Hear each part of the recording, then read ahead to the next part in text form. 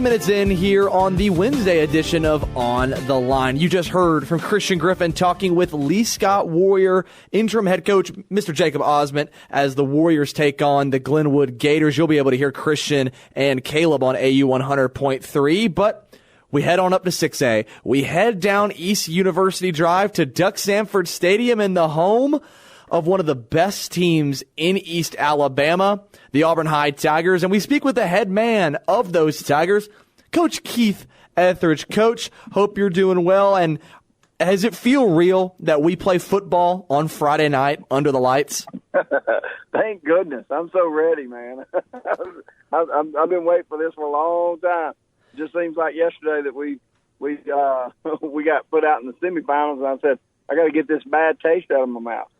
Yes, sir. Looking back at last season, you finished second in that Region 2, only second runner-up to the Phoenix City Red Devils, and then you're able to get 2 playoff wins under your belt. You get revenge against a Vestavia Hills team that you fell to earlier in the season. You go down to Daphne and beat a very underrated Daphne offense, but then you fall to Opelika in the semifinals.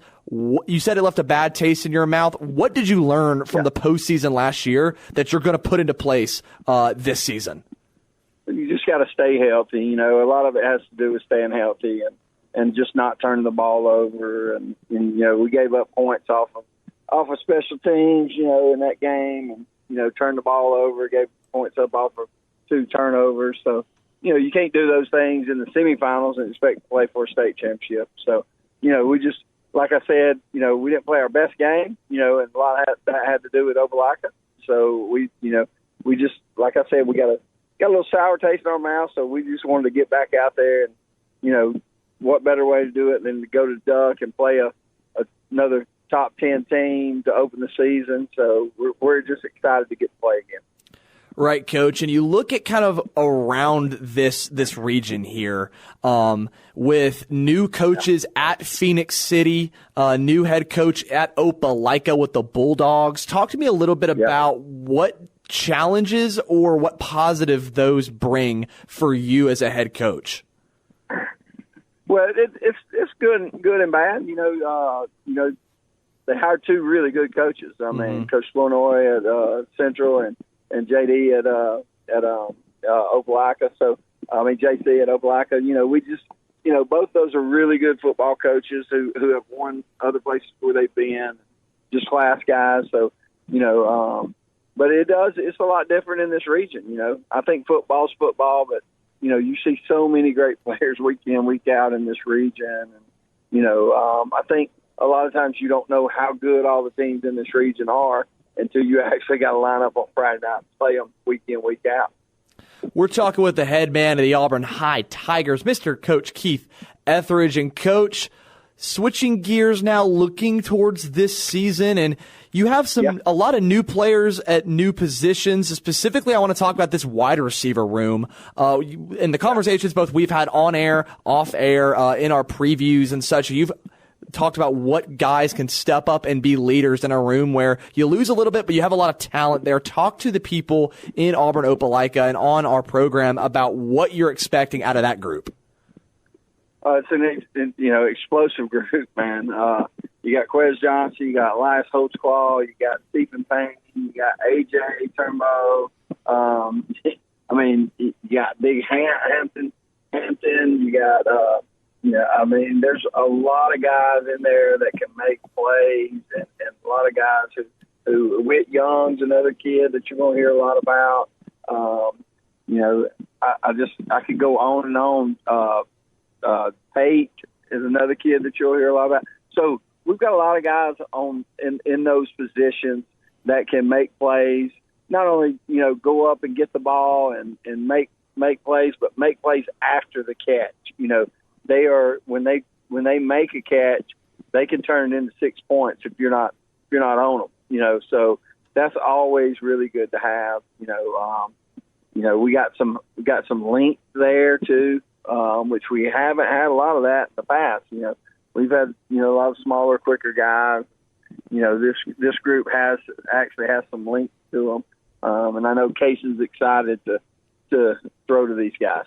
Yeah, speaking of Kaysen, the senior leader of this team, a Arkansas Razorback commit. Talk to me about not only what kind of player he is, but talk to me what the kind of young man that Kaysen Myers is, both on and off the field. Yeah, Kaysen's a class act. He's worked really, really hard. He's gotten tremendously better. I feel like doing a really good job of reading defenses, doing some things that we've worked on throughout the summer. Coach Chaney's done a really good job with him, our quarterbacks coach. So we're really excited about Kaysen and to see him progress and just continue with that. And another big part of what you guys do as an Auburn High Tiger football program is that blue-collar mentality. And nowhere is it more evident than Coach Scott Goolsby's defense, a unit last season that was the best statistical defense in Alabama. Talk to me a little bit about what you're expecting with some of these newcomers in the secondary at the defensive line that Auburn fans are going to become massive fans of the next couple years. Yeah, well, you got of course you got some guys back, and I didn't even mention earlier. I didn't even mention J.J. King, who's a returning running back, one of our returning running backs. He's really, really good. He's coming back. He was one of our leading rushers from the running back position, and he's coming back. But on the defensive side, in our secondary, you got Tez Cook will be back, one of the corners. Then on the other side, you got DJ, who's DeMarcus Van Dyke Jr. Coach Van Dyke, the cornerbacks coach at Auburn University. DJ will be a sophomore, but he's 6'4", playing corner. He's got some really good length. He's got offers to Georgia, Auburn, Florida State, Miami, as a 10th grader, So I'm really excited to see him. Ryan Donaldson, Logan Sirico, Michael Oliver, all those names you'll hear in our secondary. You'll hear Cam Bowen. You'll hear his name in the secondary and out at that strong safety position. So really excited about those guys. And at linebacker, you got Carter Chambly. You'll hear Tank's name. We call him Tank. You'll hear Zay Fulton. You'll hear Quay Woods. You'll hear a lot of those names at those linebacker positions. And then up front, you got Eli Scott. You also have Colin King, who is looking to have a big year this year. A kid that, you're going to see making a lot of plays, Dexter Murphy. I think that he's going to be huge for us this year. You're also going to, hear about wages. There's so many on that defensive side that, especially on that defensive front, we're going to have 7-8 guys play. James Harris is a young guy. Moses is a young guy.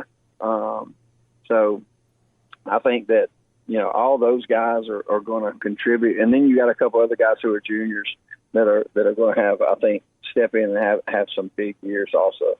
We're talking with the head man of the Auburn High Tigers, Coach Keith Etheridge. And, Coach, looking at special teams, a unit that can decide ball games for legitimately every team. You lose Joseph Daniel. He's now kicking in Nashville for the Vanderbilt Commodores. Kind of who's the next man up there, and who are some guys that are going to be impact players on special teams that we need to be aware of?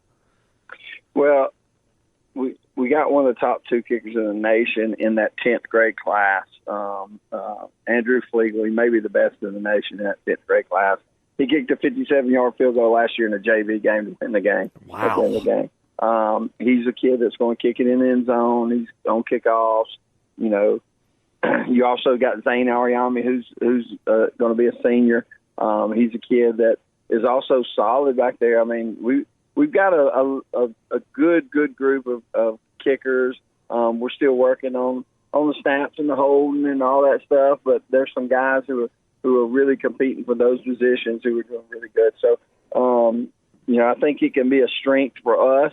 A lot of unproven guys, though, so it's one of them situations where, we had to replace a little bit, but I think those guys are stepping in there, and they're going to do a really good job. And I think by second or third ball game, it's going to be one of our strengths.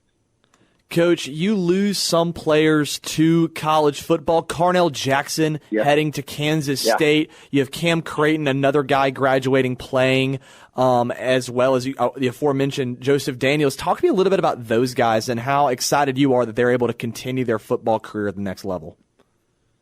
I'm super excited for those guys. You got Greg.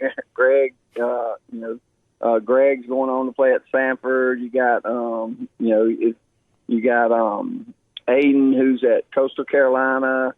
You got, like you said, Kansas State is where CJ's at, and Vandy where Joe's at. There's a lot of guys who went on to play college football out of that group last year, and just really excited for them and ready to see them play on Saturdays.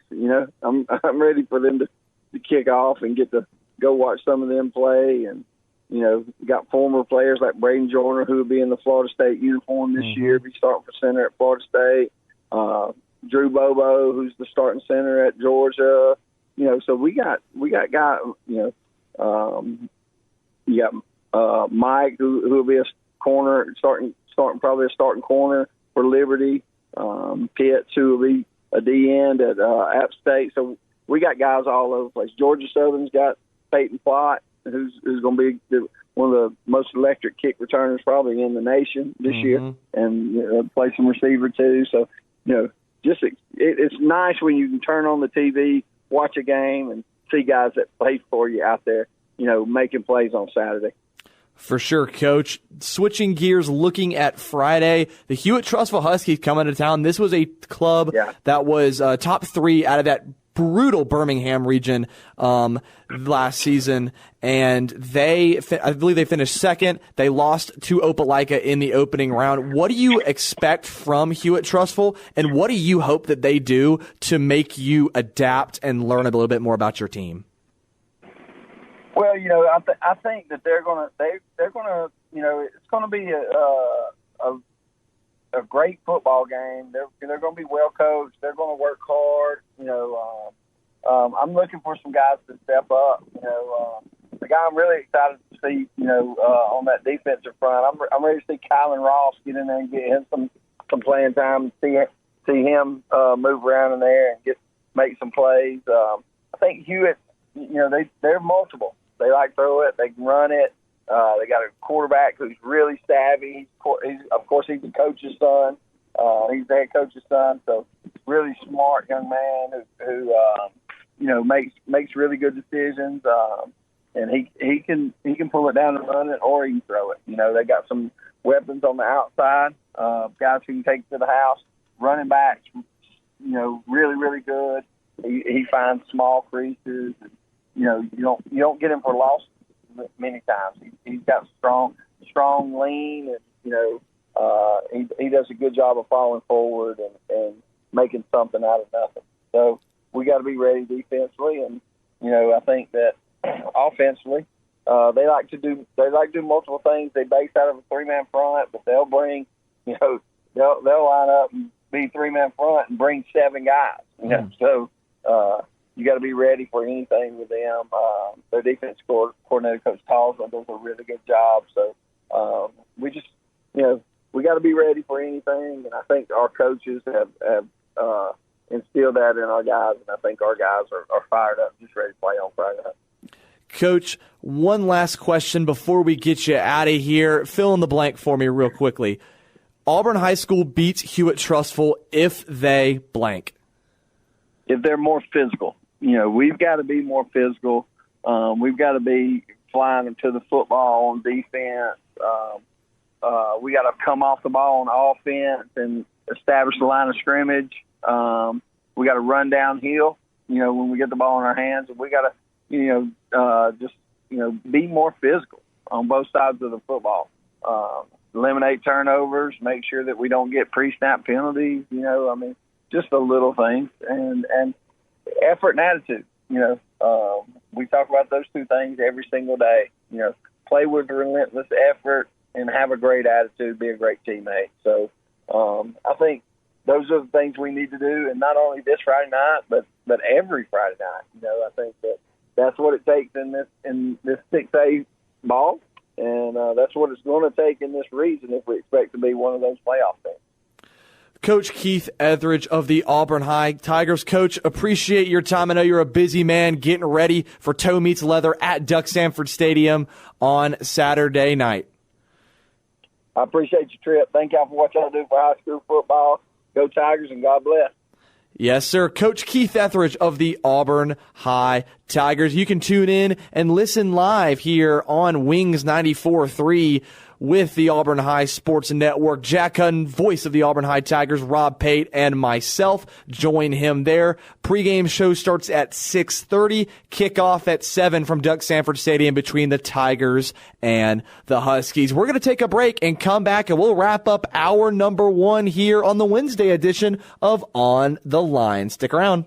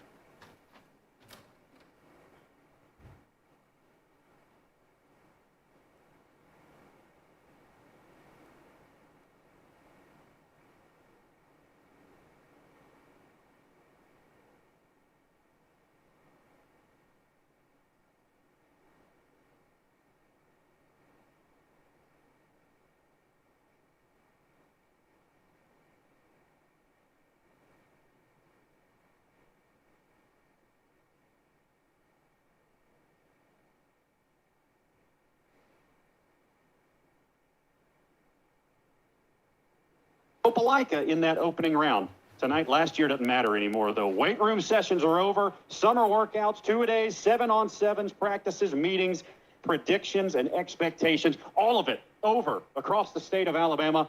High school football is back. So whether you're listening tonight, whether you're sitting at home, driving down the road, or you've got us playing through your phone while you follow the Tigers from somewhere far away, come along for the ride. I'm Jack Hudden. I'm an Auburn kid, an Auburn High grad, and tonight, for the very first time, I have the unbelievable privilege of saying these words. Welcome to Auburn High Tiger football. Once again, I am your lead broadcaster, Jack Hudden, alongside my co-broadcasters, Rob Pate and Trip Upton up here in the studio. We are about 30 minutes from kickoff, and with that, I welcome in my broadcast partner, Rob Pate. Rob, good to see you up here again in the booth for another season. I know I've been usually behind you, but now I get to be alongside on your shoulder. Talk about the excitement you have for this year for Auburn High football. Absolutely. Nobody's more deserving of this opportunity of you. I got a chance to do it with Scott Bagwell and Jacob Goins, and for you to step in. And I mean, you've been along for the ride the entire time as well. So super happy for you. And I know you're going to do a remarkable job. Excited for this season. I think that this is a team that's got a lot of pieces that I think the coaches think that they can have a super productive season and have a lot of success. We'll see tonight. A quality program, Hewitt Trussville. That was actually the rival that I played against in high school up in the Birmingham area. So very familiar with their program and the success that they have had over the years. It's going to be a tremendous test, game one for Auburn. Hewitt Trussville and the Auburn High Tigers getting set to go in about 25 minutes or so. Let's first take a break, and then we'll come back and go through some keys of the game on the other side of this break. This is the Auburn High School Sports Network. And this is the Russell Building Supply Countdown to Kickoff, brought to you by Russell Do-It Center and Building Supply. Experience and knowledge from the pros at your hometown center. We'll be right back to Duck Sanford Stadium in Auburn, Alabama. This is the Auburn High School Sports Network, presented by the Orthopedic Clinic.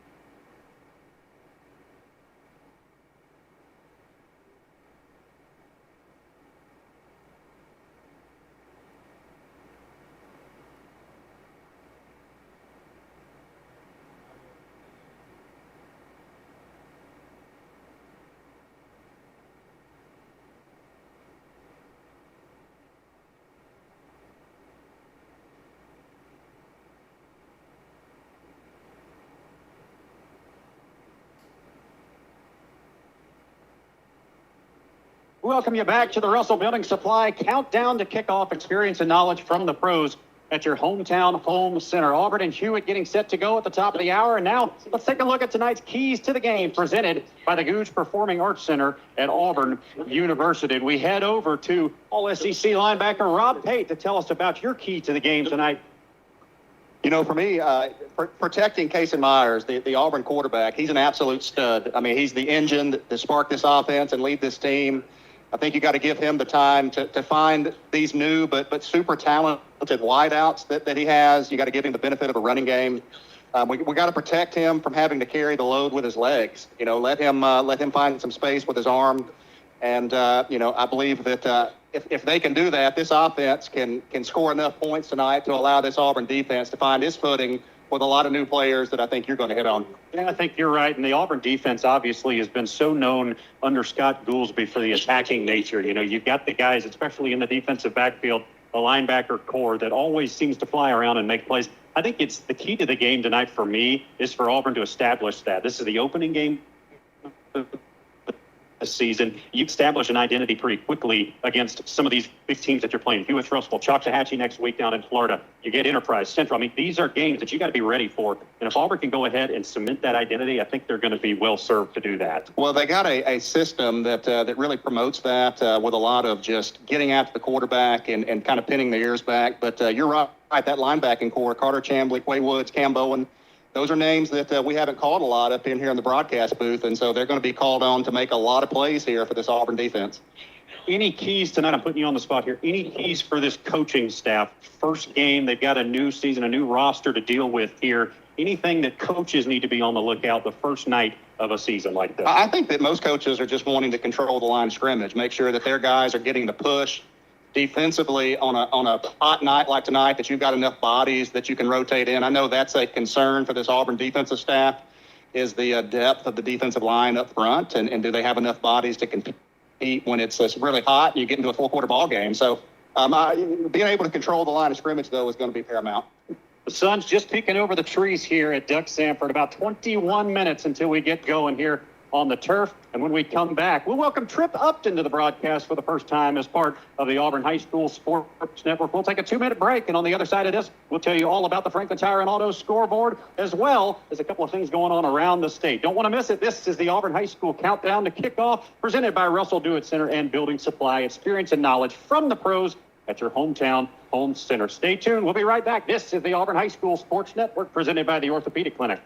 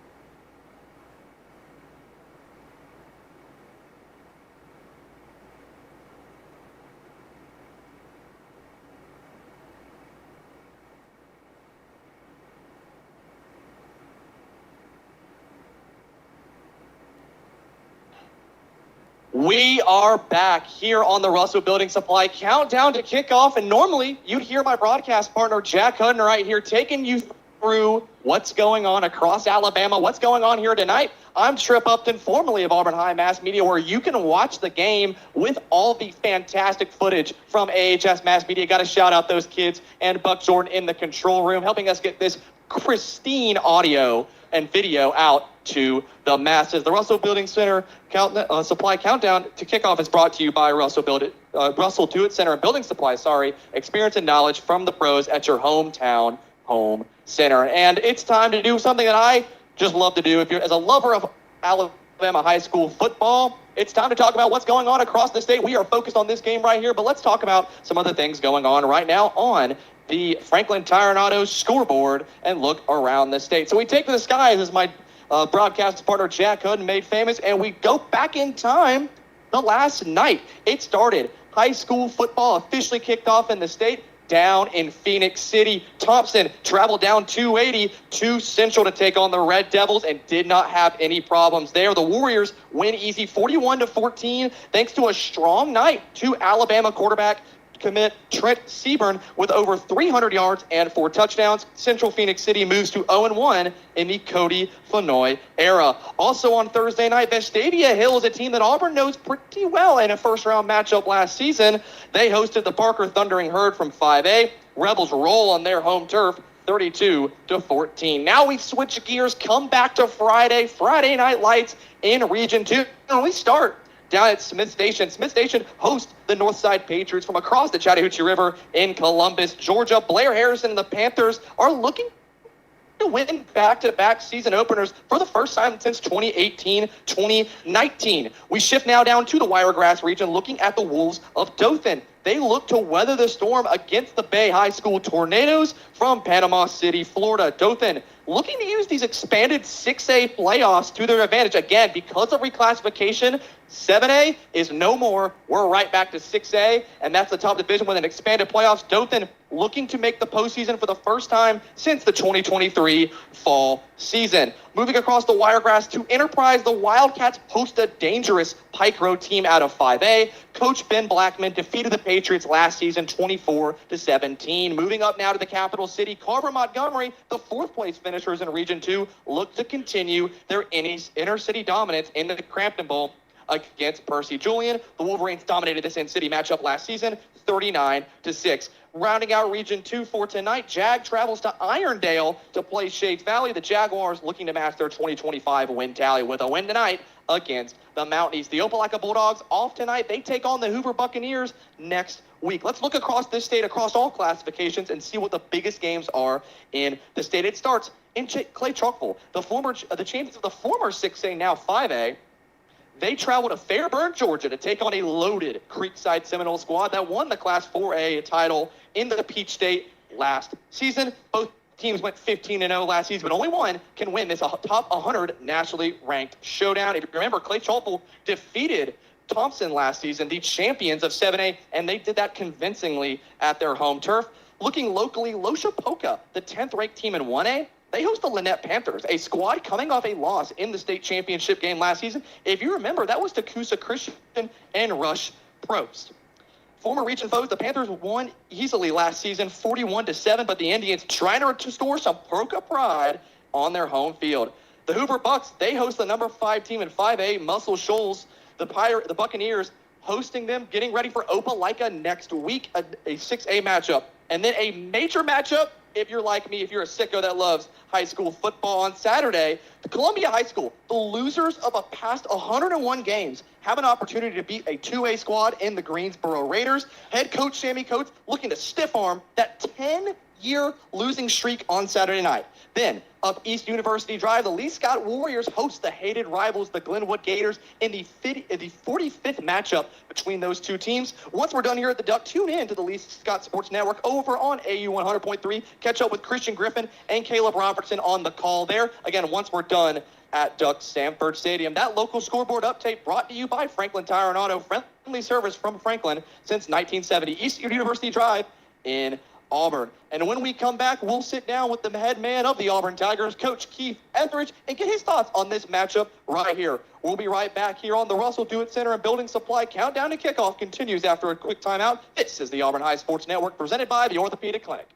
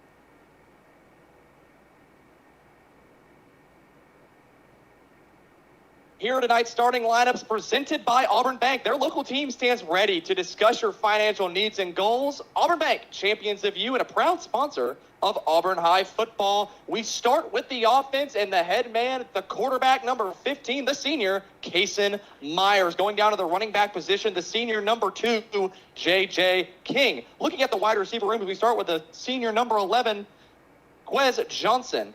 A junior, number 5, A.J. Turnbow. A junior, number 1, Stephen Payne. A senior, number 14, Elias Holtzcall. Looking at the tight end room, we have number 44, a senior, Hampton Jordan, and a senior, number 80, Whit Young. Working left to right across the offensive line, we start with the junior, number 55, R.J. Davidson. Number 57, the senior, Everett Berthart. The senior, number 68, Karan King. The junior, number 64, Trevor Rush. And the senior, number 56, Isaiah Fields. Moving over now to the defensive side of the football, we start at the edge position with the senior, number 27, Elijah Scott. We also have number 91, the junior, Dexter Murphy. Looking in the interior of that defensive line, we have number 0, the senior, Colin King. We also have a junior, number 93, Kylan Ross. At linebacker, we start with the senior, number 3, Carter Chambly. The junior, number 15, Quay Woods, and the senior, number 9, Cam Bowen. At corner, we have number 2, the senior, Cortez Cooks. Number 5, the sophomore, DeMarcus Van Dyke. And then moving to the safety position, the senior, number 7, Logan Sirico. And Ryan Donaldson, the senior, wearing number 12. On your special team side of things, we have Andrew Filgel, number 33, the kicker, who is a sophomore. Jackson Lovelace will hold your punting and holding duties. He's number 96. He's a senior. And your long snapper, the senior, number 48, Brock Morgan. These Tigers are coached by Coach Keith Etheridge, who continues on here. And that's tonight's starting lineups presented by the Auburn Bank, champions of you and a proud sponsor of Auburn High football. We're going to take 10 seconds off your hand for station identification. And in the words of Hank Williams, are you ready for some football? Let's pause 10 seconds for station identification. This is the Auburn High Sports Network presented by the Orthopedic Clinic.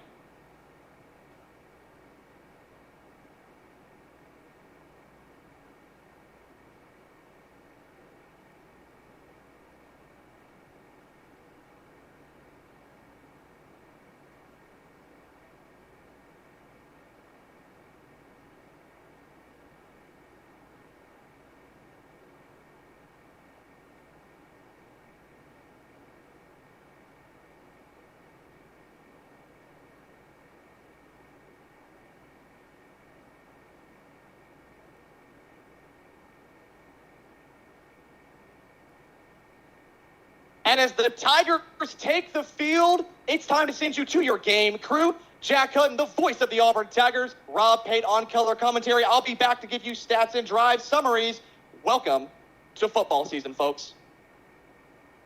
Thanks, Tripp, and what a night we have here for you. The band scurrying off the field. Hewitt, Trussville on the opposing sideline. And Rob, we've got a really good one tonight between two top 10 teams in the state. Auburn High comes into this one ranked 5th. Hewitt, Trussville on the other side, around 7. Looked like number 8 to me. But what do you think about this match? I mean, this has got to be one of the premier matchups in the state for this weekend. No doubt about it, Jack, tonight. And, just an opportunity for both teams to get out on a good footing.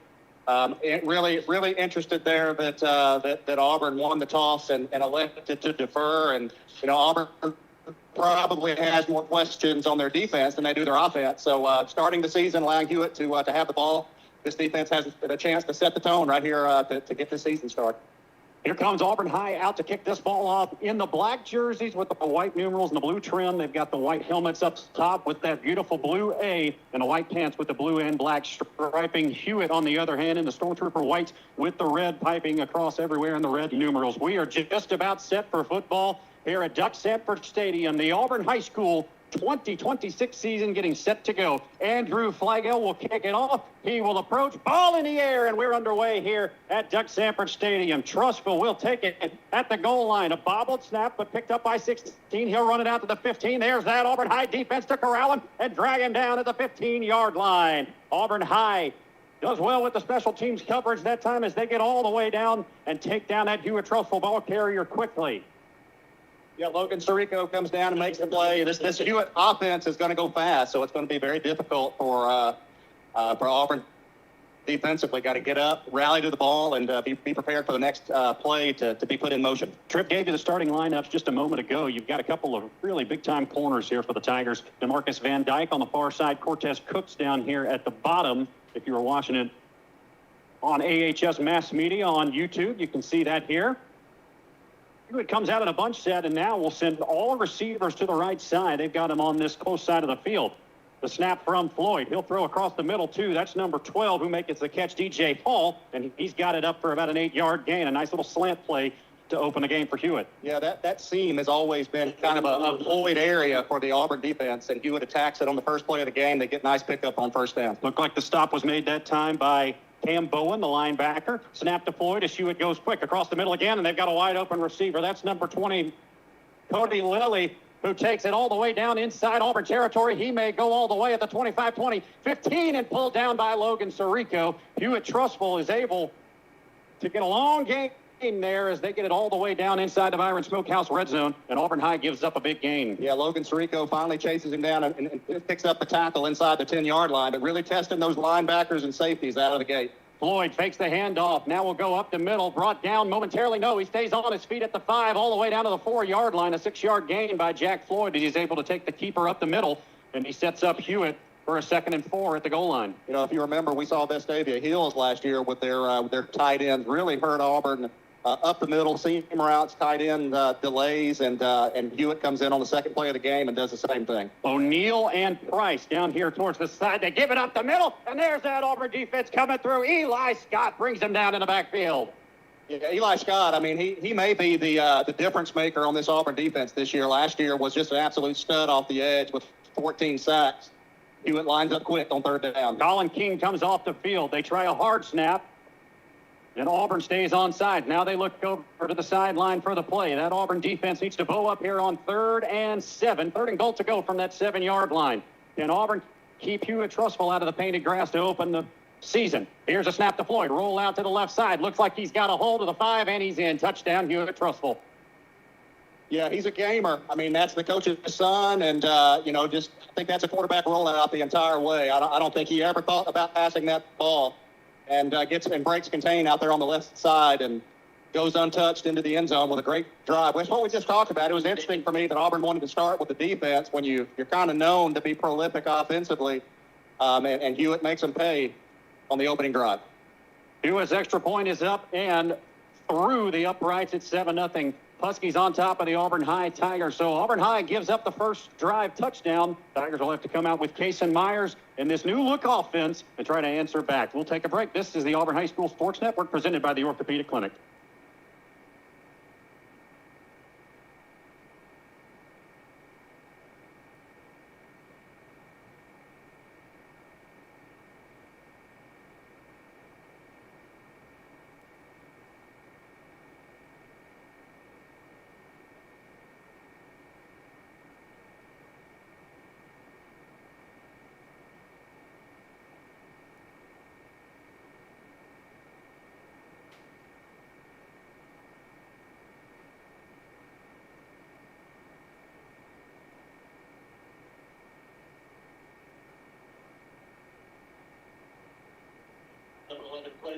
Back to Doug Sanford Stadium. Hewitt Trussville goes on a quick drive to open up the game. Huskies lead this one 7-0 over the Auburn High Tigers. The offense getting set to come out on the field. We welcome you back to Doug Sanford Stadium. 10:19 to go here in this first quarter. Hewitt 7, Auburn High nothing. Kick is in the air for Hewitt as it'll be fielded by the Auburn High returner. That's number 1, Stephen Payne, who takes it out from about the 13-yard line, works his way up to the 30. And so a nice starting field position here for the Auburn High Tigers. Well, Hewitt Trussville takes that opening drive and go 85 yards down the field. Rob Pate, any adjustments that you see there for this Auburn defense? Obviously there are, but what are they? No, eliminate the big play. I mean, just know where where your voids are, and Hewitt hit them with the tight end seam route, and the safety split. Nobody covered the middle of the field. So Kason Myers, the senior Arkansas commit, comes out to quarterback the Auburn High Tigers. 5 wide receivers go to open out this game. Little noise down there. Myers will have to bark some orders at the offensive line. Takes a snap, rolls right, looks like a run all the way. He's at the 30, spins away from a tackle momentarily, but won't get anything. That Hewitt Trussville defense bows up. Looks like he may have got about a half a yard, they'll say. We've got a spot at the 31. So Myers did get all the way up to that 31-yard line, but 2nd and 9 coming up for the Auburn High Tigers. He's got a big run threat, and you see on play number 1 that they try to roll him right. But I think they want him to do the damage with his arm. Myers claps his hands, fires. He's got Quez Johnson at the 35. Ball came loose. The ball came loose, so they're going to say fumble. Yes, they are. Hewitt Trussville is on it at the 42-yard line, and it's gone from bad to worse for Auburn High. Well, Quez Johnson, the transfer wide receiver that came in, a very impressive kid as far as just athleticism. That time made a nice snag, but as he tries to get upfield, just doesn't tuck that ball away. It squirts out.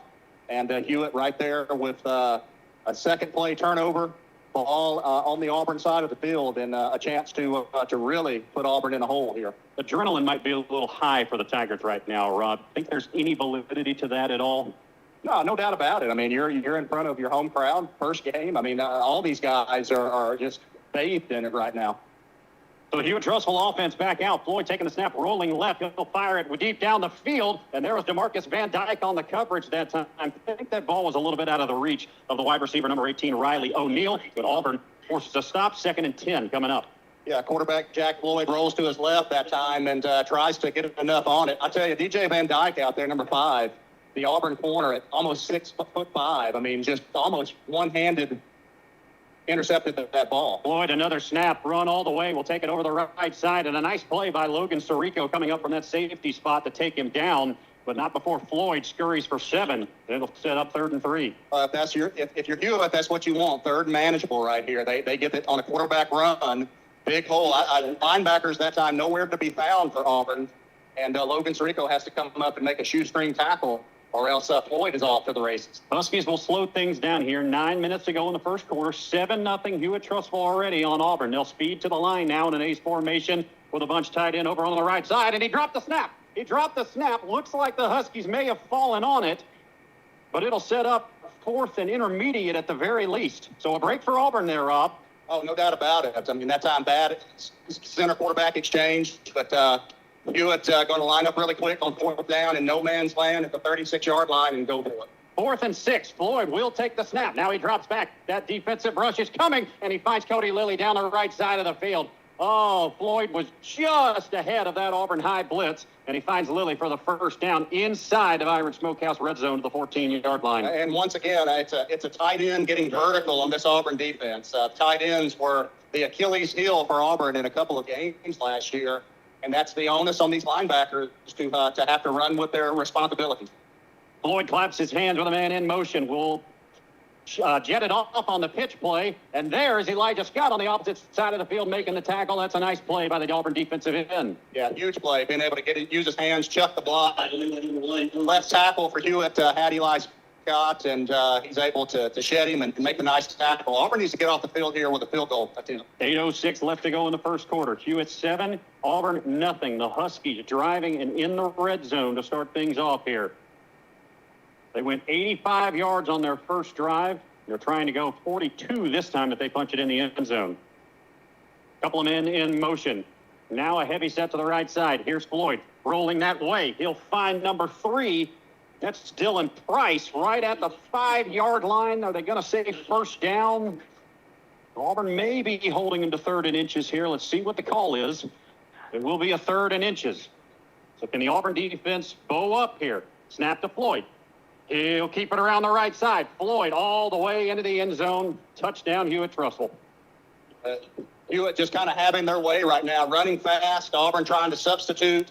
Not able to get their guys in, even when it's on the Auburn hash. And Hewitt cashes in on that turnover. Didn't have far to go. Only had about 40 yards to get it. But the quarterback with some precision passing right there kind of throws that ball up like a dart and puts it right on the money. And Hewitt's going to go 14-0 here early in the first quarter. So Auburn High is shell-shocked. 14-0 is that extra point. Sails through the upright. 7:23 left to go in the first quarter. We take a break. This is the Auburn High School Sports Network presented by the Orthopedic Clinic.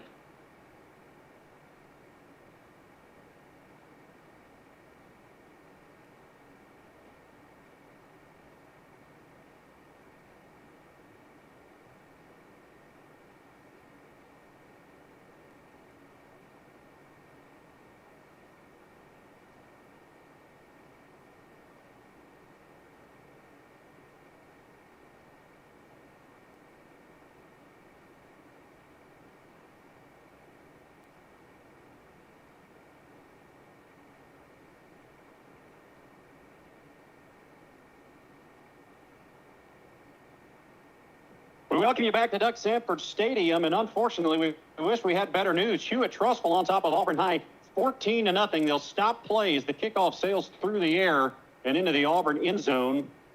Looked to be that nothing was set there.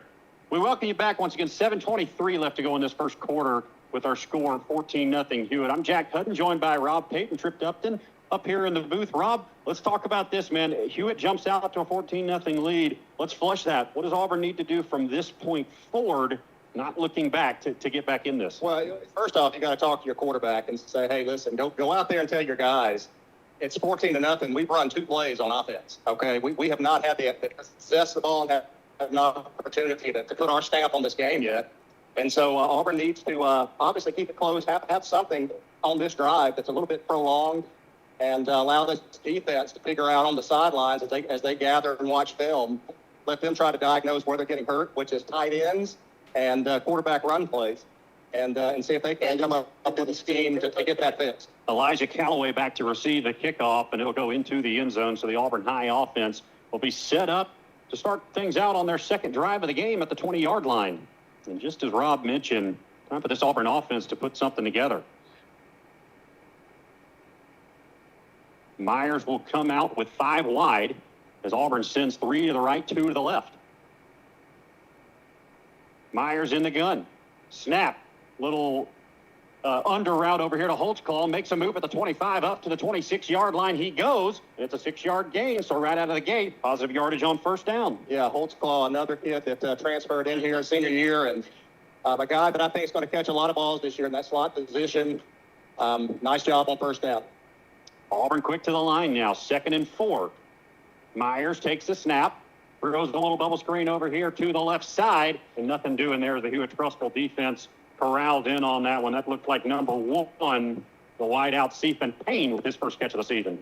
Yeah, Auburn going very, very quick that time, but look for something off of that because they had somebody in motion in a wheel position that they may come back to later in the game. Shift at the line by Hewitt. The give up the middle. No, it's Myers with the keeper. Makes a man miss at the 30, up to the 35, to the 40. Dragging tacklers to the 43-yard line. First down, Auburn High, a new set of downs. Yeah, nice job right there. Casey Myers shows some of his elusiveness and not afraid to put his head down, breaks a tackle, makes a man miss. And big first down for this Auburn offense to stay on the field. That's what this Auburn High offense needed. Myers in the gun again, and Hewitt Trussville jumped. Looked like Trussville going to get called for the encroachment that time. He had a couple of the big bodies up front fighting for position, and Auburn going to get a free 5 out of this.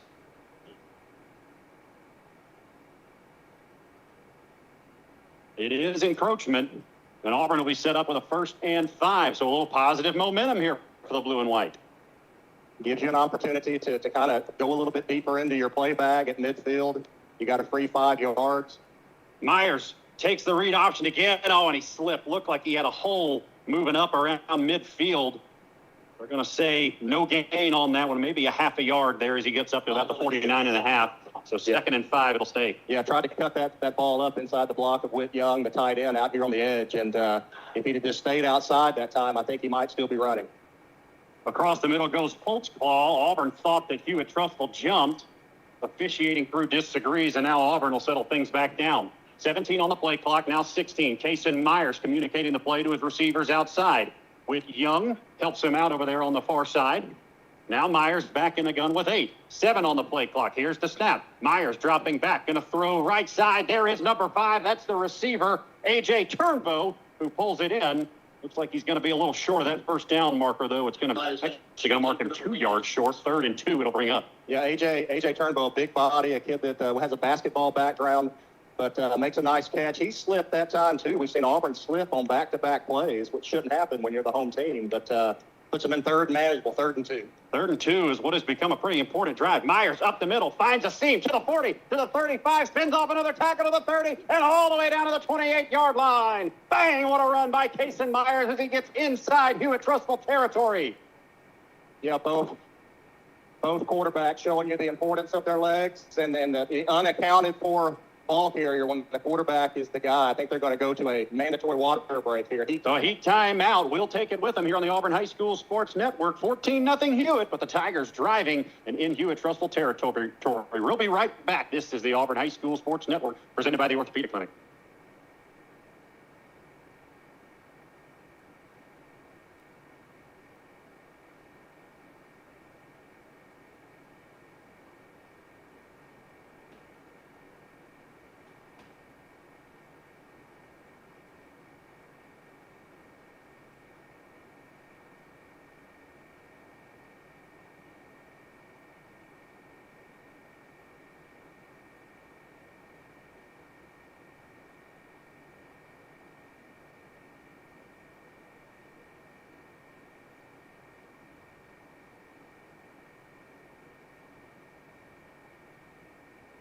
Welcome back here to Doug Sanford Stadium here, and the Tigers just outside of the Byron's red zone, but not moving well defensively. Offensively, they're trying to get there based on this drive right here has been phenomenal. Looking at about 47 yards on the drive thus far, trying to get the last 29-ish and get in the end zone and put some points on the board, get this donut off.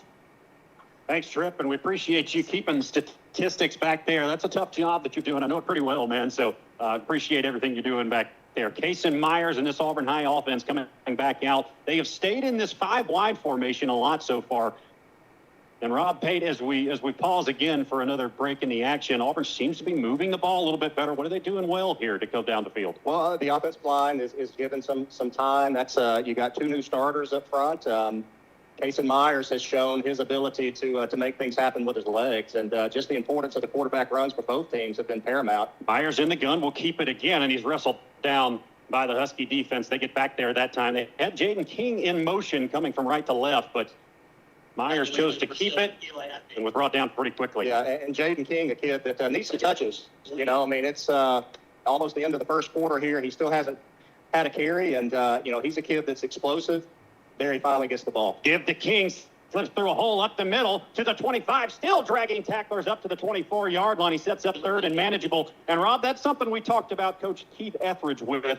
Jaden King is one of those guys that he's not going to run over people, but he just fits between those creases. Oh, he does. He's just very elusive guy, but a lot of strength in a small body. Quick, they'll go. Myers on the keeper at the 30. Around the line he goes. Runs over a man at the 20-yard line. And into the Byron Smokehouse red zone he goes.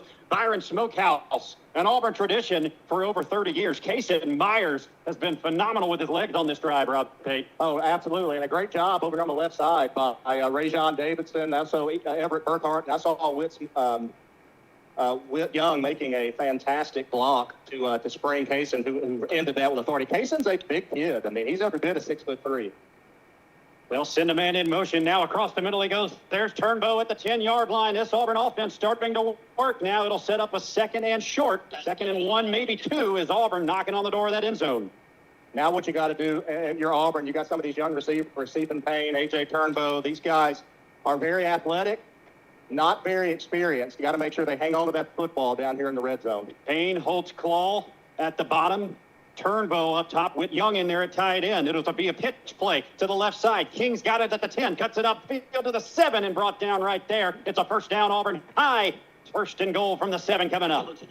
Yeah, I'm not sure how he made that corner and came up and dove trying to take his shins out, how he made him miss, but just a very nice job of getting and doing what needed to be done to pick up that first. It'll be interesting to see for the first time, can Auburn finish a drive off to open this regular season.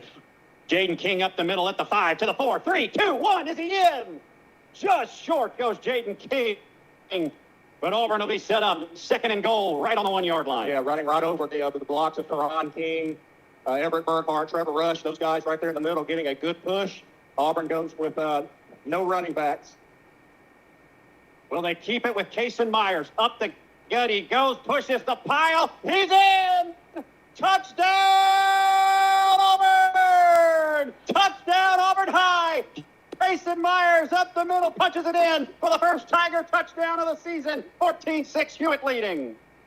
Well, God willing, Kason staying healthy. That happens many times this year because he's a kid that's not afraid to pull that ball and run it on the goal line. And Auburn will show you that they're not afraid to allow the Arkansas commitment to utilize his legs. But he did a really good job on that drive of making things happen on the ground. Andrew Flegel back in there to kick the extra point. Snap is low. They'll have to pick it up. Running away from everybody is Dane Wells going to chuck it towards the end zone, and it's intercepted. Could be trouble if Auburn can't track down the ball carrier. They do, though. That's a nice play. I don't think that's Dane Wells out there. Ryan Donaldson. Looks like that's Ryan Donaldson. Yeah, the holder was out there. It was a low snap, so the extra point, no good for the Tigers. But Auburn does inch closer, 14-6. Hewitt Trussville still on top of the Tigers. We'll take a break. This is the Auburn High School Sports Network, presented by the Orthopedic Clinic.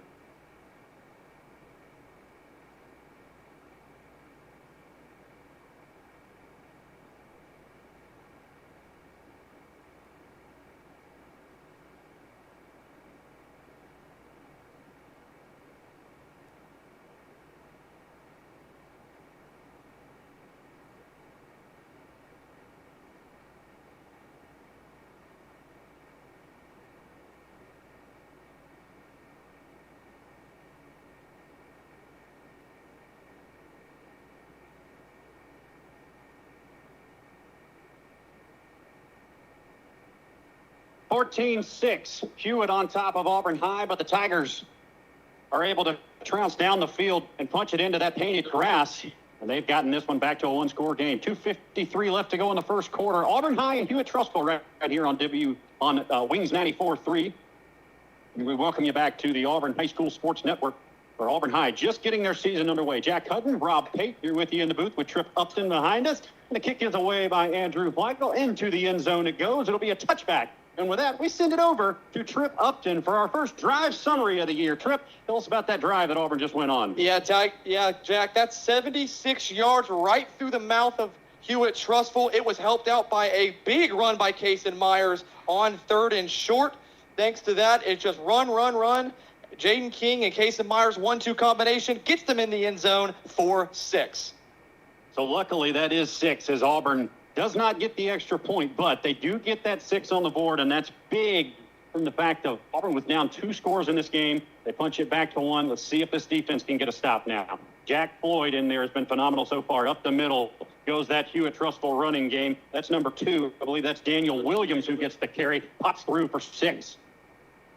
Yeah, maybe right, 7. Yeah, right back on the line of scrimmage. Nice opening play to start the drive by Trussville to get in a manageable position here. Lilly out of the backfield. They're firing over to the left side. That is DJ Hall makes a man miss at the 30, and he's up past the first down marker to the 32-yard line. First down, Hewitt Trussville. Yeah, if you're Auburn defense, you have to key in on number 20. He's taking you to the ball almost every play. If they put him in motion, he's the lead guy. 3rd down, they're looking for him on a wheel route or a seam route. He's their playmaker right now, and you got to find him. Yeah, that's Jackson Martin. Got to apologize. Here's Jack Floyd with a big run over the left side. Oh, the Auburn defense after him at the 50, the 45, 40, and finally dragged down. He's into Auburn High territory at the 36-yard line. Rob, this Auburn defense having a tough time containing Jack Floyd right now. Yeah, no edge defender that time. And so he literally has the edge 20 was the lead blocker pulling around to the left-hand side that time. He has no one to block. And Floyd just gets down the sideline for another big gainer. Gain of 32, another low snap. They'll give it up the middle again to Williams. Bounces off a tackler. Oh, he can't get away from the second one, though. That's a nice play. Looked like, let's see, was that Cam Bowen in there? Yes, it was. Cam Bowen gets there for the stop. Could have been a bigger gain. Auburn is able to hold it to just 1 for 2nd and 9. Yeah, big play on first down. Kind of get in a position where you can dictate terms here defensively. But again, if you're Auburn, find number 20. He'll take you to the ball. Floyd takes a snap, in trouble, rolls right, going to fire downfield and way out of everybody's reach. 3rd and 8 it'll go. The Auburn High defense trying to stand strong here at the 34-yard line. Yeah, this is where Coach Goolsby and the defense typically flourish, is when you get in 3rd and long, they like to bring pressure. They don't sit back and catch people. We'll see what they do here in the first big 3rd down attempt. Huge 3rd down. Snap to Floyd. 7-step drop. Now about a 9-step drop. It's a screen. There's that tight end, Jackson Martin. He's got a hole to the 20, to the 25, 10, all the way home. There is a flag back here at the 30-yard line. It's a touchdown for now. Let's see what the call turns out to be. You knew 20 was going to be involved, and again, there he was. It's a nice play design. Uses Auburn's aggressiveness and rush against them right there, but we'll see what this flag is, if it's coming back or not. It looks like it's coming back. It was a long drop by Jack Floyd all the way back, and finally they threw underneath to Jackson Martin, the tight end, that little screen, and he had nothing but green grass in front of him. Coach Etheridge is pointing that it's coming back. I don't know, if maybe that ball was, if they had a lineman downfield because he didn't catch the ball behind the line of scrimmage. I'm not sure what the call is here, but.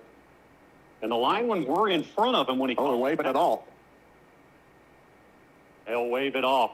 Now it is a touchdown. Hewitt Trussville has gone up 20-6 here in the first quarter with a minute and a half left to go in quarter number 1.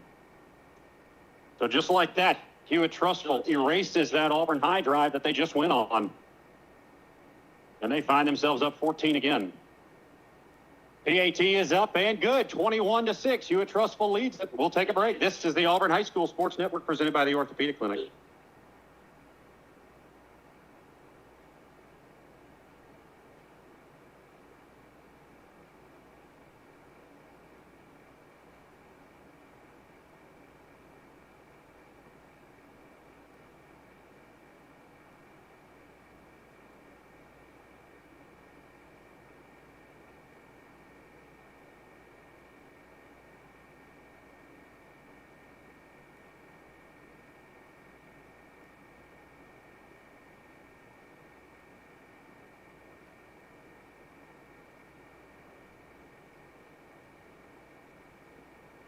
Back inside Duck Sanford Stadium, the Auburn High Tigers find themselves in yet another hole, 21-6. Hewitt Trussville got out to a 14-0 lead in this game. Auburn High was able to answer it with a touchdown of their own, but Hewitt Trussville marches right back down the field and takes that lead back. I'm Jack Hutton, joined by Rob Pate and Trip Upton. We're here for the Auburn High School Sports Network tonight. As the kick goes end over end, here is Elias Holtzclaw. Takes it from the 10 to the 15, finds a hole outside to the 30. 35-40, got the punter to beat, and he's taken down. That may not have been the punter, looked like a safety back that time, but he gets all the way up to the 42-yard line in the ninth return by Elias Holtzclaw. Oh, it sure was. It looked like that was going to the right-hand side, down the Trussville sideline, and Elias puts his right foot in the ground, makes a good cut off to the Auburn sideline. And it was one man that kept him from taking that one back for a kickoff and return touchdown. Maybe about a 33-yard return by Holtzclaw that time. Holtzclaw, the senior wide out at 6 foot 165. He has got some speed out there. And you heard Coach Etheridge, if you joined us for our 2026 season preview, 6 foot receiver that's got a 6'6" high jump on the other side of that. Here's Kason Myers. Auburn needs a good drive here. Back in the pocket, going to go long. There's Quez Johnson out there. He's got it at the 20, the 15, the 10, 5. Touchdown, Auburn High. There is a flag back at the 16-yard line. It's going to be a pass interference. We're not sure if it's offensive or defensive, though. Quez Johnson was able to get away from his man and get the ball. Let's see what the call is. It's a touchdown for now, as we'll deliberate at the 15. Either way, it was a sensational athletic catch right there. I mean, a Julio Jones type of catch. Just outstanding coverage there by the Hewitt defensive back. I don't know why you have to have such a long conversation. I mean, it's either offensive or pass interference right here, but it's not a discussion. 57-yard touchdown if it stands. The flag will be waved off. It's a touchdown for Quez Johnson. Kason Myers hooks up with it from 57 yards out, and the Tigers answer it just like that. I mean, you know, both coaches now have ample reason to be upset with the officiating. And look, that's always going to be the case. And the Hewitt coach right now is really giving an earful to the sideline judge over there because, I mean, if you threw the flag, you saw something. So, you know, both times, that's two touchdowns consecutively that flags have been thrown and then been waved off, and that's frustrating. But either way, great job by that Auburn offensive front providing enough time, no rush at all, and outstanding catch by Quez Johnson. Hewitt Trussville looks like they're going to take a timeout here, and this may be one of the old, I'm going to take a timeout to bark at the official over there on that far side. Rob, any thoughts on that one? Are you familiar with that concept? Oh, yeah, no, we do that quite often. We've seen that many times. That Coach Etheridge has been known to do it and burn multiple timeouts in one sitting to do so. But, yeah, you know, this is a big extra point. Auburn drops the PAT last time, and they need these 2 points because Hewitt's shown you that we can move the football. That Auburn defense hasn't gotten off the field yet. Yeah, important for the Auburn High offense to punch it in here. They did line up like they were going to go for 2. It'll be interesting to see if Auburn keeps that on or just decides to kick the extra point. The first extra point didn't go well for the Tigers, so you wonder how that kicking game would respond if you throw them right back in there. Looks like Auburn's going to keep the offense on the field here, though, Rob. Well, I think they just think points are premium, and no defense has had great success at stopping the other to this point. I think you like your chances of your offense of picking up 3 yards right here. But they're big points, no doubt. I mean, you got an automatic kicker in the sophomore Flygel. But Auburn's gonna roll the dice here, chase points early, and see if they can get back within 7 points. Came off the left shoulder of Kason Myers when we do get the go-ahead for play. 3 wide receivers to the near side. That's Payne, Johnson, and Holtzclaw down here close to us. Auburn does have an offset line with Hampton Jordan in there. They'll snap it to Kason Myers. The out route at the goal line. He's in! The 2-point conversion is good. That looked like maybe Stephen Payne out of the backfield. That's Elijah. Oh, it's Elijah Football. You're right, Rob. Number 14 dives into the painted grass, and the Tigers convert the 2. So 21-14. Hewitt Trussville drives the field and puts it in the painted grass. Auburn does the same thing, and we're back to a 7-point lead for the Huskies. 21-14, Hewitt Trussville on top of Auburn. We'll be right back. This is the Auburn High School Sports Network, presented by the Orthopedic Clinic.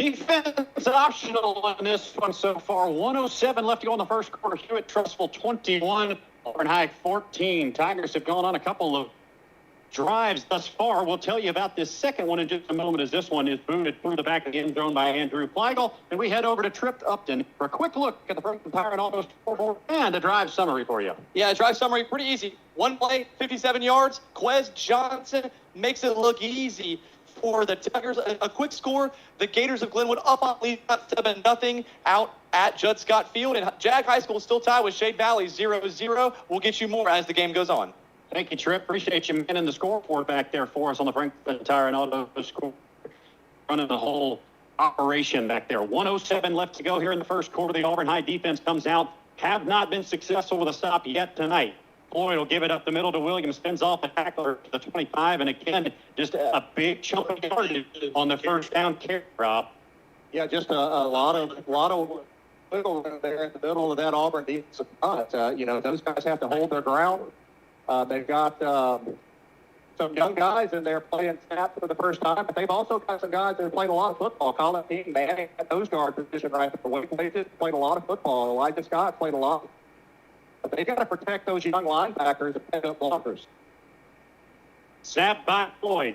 Rolling out to the right side, just kind of pinned it out there. Ball was down. Ball on the floor. Who's got it? Who's got it? Auburn has it. Are they going to say incomplete pass? Are they going to say fumble? They're going to say fumble. It's Auburn High.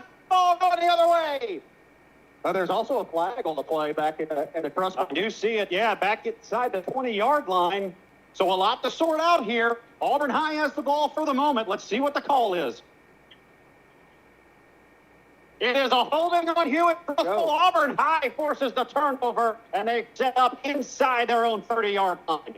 Well, that's huge. I mean, that's literally almost exactly what happened on the second play of the game, where Auburn completes a pass, Quez Johnson fumbles, and Hewitt take that into the end zone. Auburn gets a short field now at the 30-yard line with a chance to re-gift that. And Auburn's going to bring in Hampton Jordan for the first time here to tight end. Well, I think, Rob, if we go back to the play, it looked like DJ Hall did look like ball. I agree. No call was made. So Auburn gets the benefit of it. Cason Myers across the middle, tried to fit it into a window. And fortunately, that falls harmlessly to the turf. Intended receiver was Elias Holtzclaw. Kind of ran a stop route right at that 25-yard line. Yeah, tried to hammer and rifle that ball in there. The thing about, the blessing of having your quarterback committed to Arkansas, Cason Myers, he can make every throw on the field, and sometimes I think he can make throws that maybe the receivers are not able to corral at this point in their careers. 5 wide, they'll send a man in motion, and Jaden King, and maybe an illegal procedure coming on Auburn.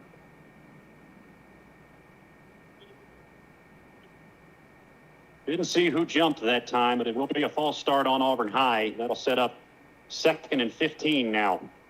Well, again, you want to take advantage of this opportunity, and offensively can't go backwards. I mean, you've been really prolific here when you protected the football, and you got to take advantage of the short field. 20 ticks in the opening quarter left of this opening game of the 2026 Auburn High School football campaign. Play clock down to 7, down to 6. Coaches still barking out orders to the offense. Down to 3 now. The snap to Myers across the middle. He goes. Got to be pass interference. Yes.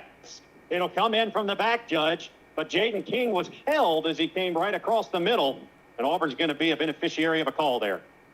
Yeah, Jaden King, a tough matchup in the slot for a safety. And he comes down, barrels through him as the ball's coming his way. Remember, it's not an automatic first down anymore, but I think it will be a first down. Yeah. And it will be a first down. So Auburn will move ahead to the 20-yard line, and that'll put Auburn into the Byron Smokehouse red zone for the 3rd time tonight. Byron Smokehouse, an Auburn tradition for over 30 years. Cason Myers out again with 5 wide, 3 to his right, 2 to his left. Balanced line as well. The Tiger offense will look over to the side for the play call. No danger of delay a game here with 30 ticks still left to go on that play clock. 18 seconds left to go in the first quarter. Myers claps his hands, and we're going to get a false start, I think. Looked like an Auburn receiver may have jumped early. Looked like Jaden King may have gotten on his high horse pretty quickly.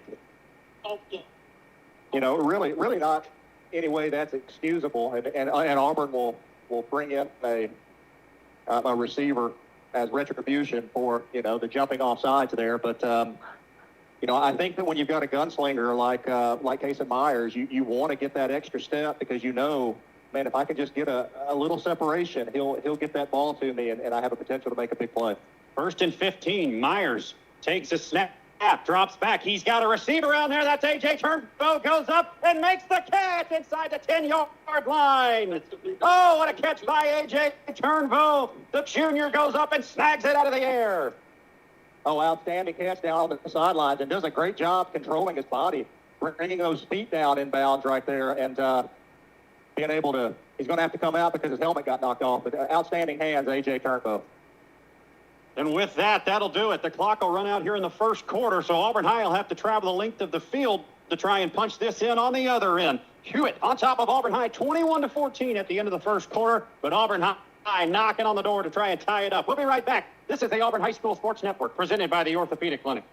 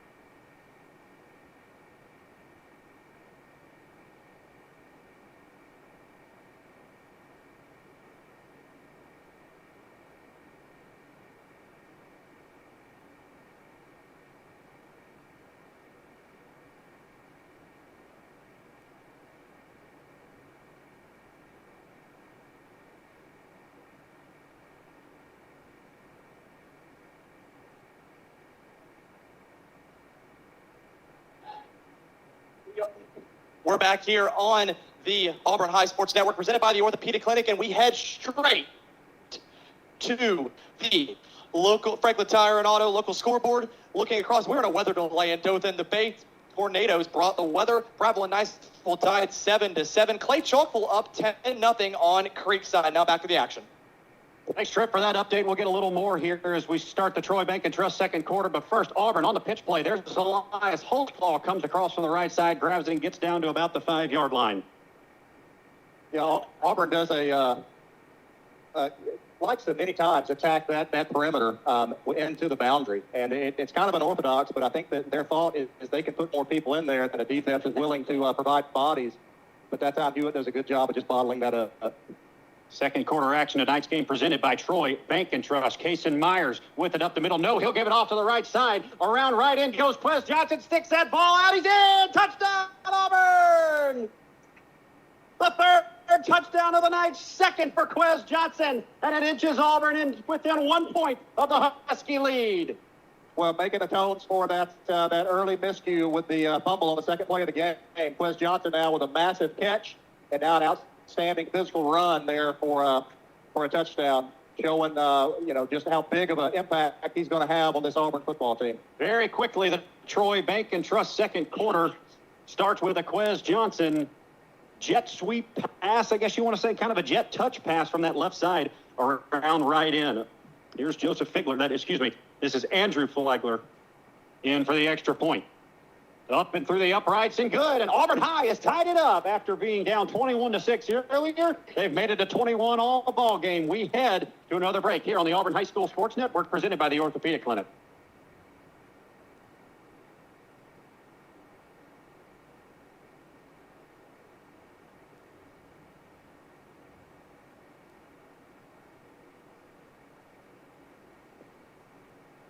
I'll tell you what, Rob, let's leave it here for now. The second quarter action of tonight's game is presented by Troy Bank and Trust, the best of a local community bank with the technology, tools, and resources of a regional one. Troy Bank and Trust, the only bank you'll ever need. Rob, let's get into it. What has Auburn done well to get back into this ball game? Well, they're taking advantage of the opportunities that they're given. That time it was being able to cash in on the turnover, being able to run the football, being able to attack both vertically and horizontally the football field. And leaning on Case and Myers to make plays, but that Auburn offensive front has done a really good job of paving the way both in the run game as well as giving them time to make plays through the air. And Drew Flagel will come back out to kick one off again. He's been busy tonight, as both kickers really have. 21 all, 42 points between these two squads, and we're not even halfway through the second quarter yet. Flagel the kick down the left side of the field. I think this is going to score it out of bounds. Yes, it will. A line drive kick by Flagel that time, and it'll set up Hewitt with good field position. One thing is that definitely have seen some lightning out here to the north of town, and I think that the officials are just trying to ignore it and not have to have a stoppage, but that could be something that we have here. Definitely want to keep an eye on it. It will be a kicking infraction. Let's go over to you. I'm going to put you on the spot here, Trip. Can we finish a little bit of that Franklin Tire and Auto scoreboard that you were going over just a minute ago? Anything else happening around the area, around the region that you can tell us about? I know there's a couple of games going on tonight. Of course, Lee Scott playing tonight. Yeah. Tell you what, we'll let me pause on that for just one moment here, and we'll get back to action. And we'll come to you in just a moment. But first, Hewitt Trussville set up 1st and 10 from the 35. And there's that Auburn defense. Hand off to Daniel Williams. He's going there. Brought down in the backfield at number 11, Wake Wages. For the first time tonight, we get to call his name. Yeah, good to see Wake Wages coming in and just screaming in from the left edge, able to slice through blockers and 3-yard long on the opening play of the drive. And in motion from left to right. Snap to Floyd, rolling right. A lot of that action tonight. Floyd will pitch it out. He's got a receiver out there. There is a flag over towards the Hewitt Trussville line. Let's see if there's a hold, maybe an illegal procedure on Hewitt. Yeah, it's going to be on Hewitt. See, listen, second illegal shift that he's signaling to the white hat there. That the coaches are back. I think this one's going to go against you. With a all on reception. You can see just the competitor mentality of the Hewitt quarterback, Floyd. That as he's rolling, he just kind of flicks that ball out, like he's playing backyard football there. He's cool under pressure. He's a young kid. He's making plays. He's made a lot of plays with his legs. He makes good decisions. He's found number 20 as tight end multiple times. It's hurt Auburn. So impressed by the young quarterback out of Hewitt. See if this Auburn defense can get after him with the sticks and our advantage. Well, I think you can tell that's an extension of the RPO there. When he's taking it out on that roll, he's got the option when he's one-on-one with that corner to either run or pitch it out. He'll keep it again, and he'll hit his tight end in motion. There's Jackson Martin again. Stays on his feet at the 40, all the way up to the 44-yard line. I think he's going to be just shy of that first down marker, if they mark it correctly, that is. It looks like we've got an injured Auburn High player in the backfield. And a big stroke of lightning as well. That looked pretty close, Rob. We may be in for a wet night here soon. Yeah, I guess they leave it up to the school to make that decision because the refs kind of just look at themselves there. But that's Cortez Cooks on the ground, the Auburn corner. That's a strength of this Auburn defense is the defensive backs, the corners particularly. Don't need to see him have anything that's a big problem here this early in the season. Auburn doesn't get the benefit of the spot there. It looked like Jackson Martin was going to be a little bit short, but he's given the first down at the 45-yard line. So Hewitt does pick up that first down. And again, Rob, there's the tight end out of the backfield. They've hit him so many times tonight. What is Scott Goolsby in this Auburn defense? How do you counter a tight end that's in such a hybrid role like that?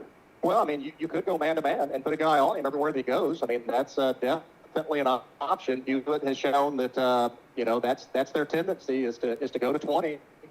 If you've got a guy that you feel like is a good matchup, if you've got a hybrid guy, we talk a lot about some of the guys on this roster that are hybrids. Mike Oliver, who just chipped in at corner, he might be a guy that could contend with a bigger body. But honestly, it's just recognition. It's just knowing, hey, this is what they like to do. I have to read and react and know this is where they're going. Hewitt quickly to the line. Floyd claps his hands. Will hand it off to Williams going right to left. And he'll run into the Auburn defense. Oh, but he bounces off up into the 50, up to the 45, now the 40. And he's finally dragged out of bounds to the 38-yard line. Oh, man, Auburn High had him in the backfield there, Rob, and they just can't bring him down. Yeah, Auburn had players. Had players in the backfield, but they came with the bodies, not their arms. And you got to wrap up. And that was a really nice job by the Hewitt tailback of making yards after contact. Looks like we're going to continue play here. Lightning definitely all around us. Floyd across the middle. He'll go. It's a deep shot to his receiver, DJ Hall. He had a step on Logan Sirico, but it falls incomplete just over his hands. Yeah, put that one up for the receiver to try to run under it and just put a little bit too much air under it. But you're right. He had one step on Logan, and Auburn fortunate that one falls incomplete. Sirico out of the backfield. Of course, Logan Sirico kind of quarterbacking that defense. The senior back there, 6'1", 170, wears number 7.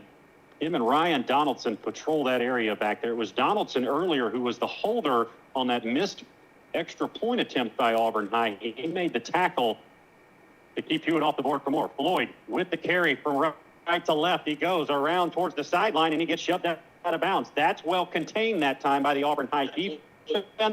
Looked like number 1 Elijah Scott was in on that one. Yeah, a little easier to contain it when it's to your boundary. Good job by Auburn kind of getting Hewitt into a tough spot. They don't want to be in third long right here, but again, what's your key? Where are they going? Third and about 8.5. It looked like Hewitt may have moved early. No, we're not going to get a call on that one. We'll just look over to the sideline. 3rd and 8. 9:30 left to go. Tie ball game here at the Duck. 21 all between Hewitt, Trussville, and Auburn High. Looks like lightning in the area, but Auburn's choosing to play on. Man in motion from left to right. Across the line of scrimmage, he goes all the way up to the outer boundary. Floyd will let him get there. Now we'll take the snap. He'll roll to the right. Here comes Eli Scott. He'll pitch that over to the 30-yard line. Got it first down. Another missed tackle to the 20, to the 15, and finally pushed out of bounds. And oh man, Auburn High is really struggling getting these on the ground right now. Well, that's just not recognition by Auburn defensive backs that over the 6 are. You allow a guy to curl up in the first down marker, and then you come up and don't make the tackle and allow a guy down the sideline to pick up that 20 extra yard. That was man in motion home to go. Lucian Nelson, number 8. Here's a kick off to the right side by Floyd, and he gets about 5 or 6 that time. Looked like it was going to be about 3, but boy, this pile just keeps on getting pushed. Yeah, driving those legs, this Auburn defense has to go up and decide, hey, we can get off the field if we expect to win this game. Good snap again. Floyd takes it from the right side. He'll try to cut it back, and he's met with all the black jerseys. He'll still pick up 1 or 2 on the play, but Auburn forces a 3rd down. There is a flag on the play at the 15-yard line, and it's going to be a hold on Hewitt Trussville. That's a big one right there. I mean, Auburn won the down, but Hewitt is in a position and the sticks of being ahead of the chains. And, even though they'll repeat second down, you push them back 10 yards. That's a big one when you're inside the red zone. That was a late flag, too. I mean, that was well behind the play thrown by the wide hat. Boy, you look at Jack Floyd's numbers on the night. 9 rushes for 67 yards. Boy, he's been a thorn in Auburn's side thus far. Over 7 yards a carry for the sophomore quarterback that actually was a big part of this team last year, Rob, and he's kind of done getting his feet wet. Now 2nd and long for this Hewitt Trussville offense. First down they can get inside the 3-yard line. They're at about the 22.5-yard line. Floyd claps his hands, fake snap. Now he'll give it off to Williams. No, he'll keep it at the 15. Cuts inside, down to the 2, stretches out the ball. He lost it. What's the call going to be? They're going to say touchdown. They're going to say touchdown. Floyd stuck the ball out as he was across the goal line. And I think there's some confusion there by the officials now. Auburn started to run the other way with the ball, but I think a touchdown call was made. Yeah. I mean, it's not going to be a fumble either way. I mean, it's either going to be a touchdown or he's down at the 1. But, again, quarterback run just up the heart of that Auburn defense. Just no answer for it right now. Auburn will have to chalk it up at halftime and see if they can figure out how to stop that. The snap and the kick is up, and the kick is through the uprights. 28-21, Hewitt takes another lead over this Auburn High team. Auburn High defense having a lot of trouble with Jack Floyd right now. We'll take a break. This is the Auburn High School Sports Network presented by the Orthopedic Clinic.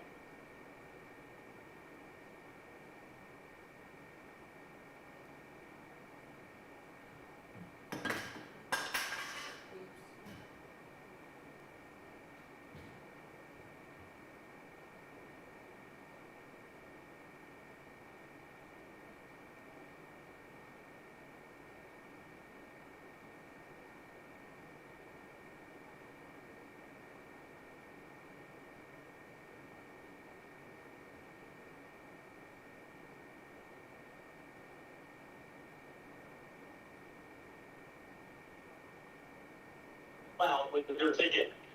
We welcome you back to Duck Sanford Stadium, and an event as we left you. A weather delay has been announced here at Duck Sanford Stadium. Lightning in the area will cause a weather delay to be at least 30 minutes until we can get going with football again. So let's go back and set the scene for you here. Hewitt Trussville leading Auburn High 28-21. The Auburn High offense has found success, but the defense, Rob Pate, it has been very difficult for this defense to stop Jack Floyd in this Hewitt Trussville rushing attack so far tonight. You're exactly right, Jack. I mean, we haven't stopped them yet. They stopped themselves with one fumble, and Auburn capitalized on it with a touchdown of their own. But just no answer for the quarterback running game. No answer for the tight end that Hewitt has that has hurt us multiple times in multiple ways. And Auburn's going to have to figure out, with their linebackers, with their front, their safeties, how to come up, even their corners, guys. I mean, not coming up and making tackles, having recognition of where the first down marker is. There's plenty of blame to cast if you're an Auburn defensive coach. Definitely so. And I think on the other side of the ball, though, you have seen success from this Auburn High offense now. They've hit the big play, but they've also been on the extended drive.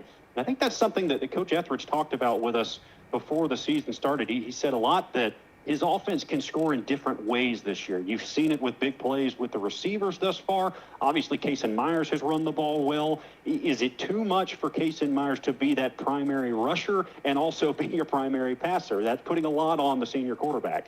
I think that it absolutely is asking a lot of your most important player, and you put him in a risky position to constantly be taking blows, and not only that, things like just wearing down, having cramps, that sort of stuff.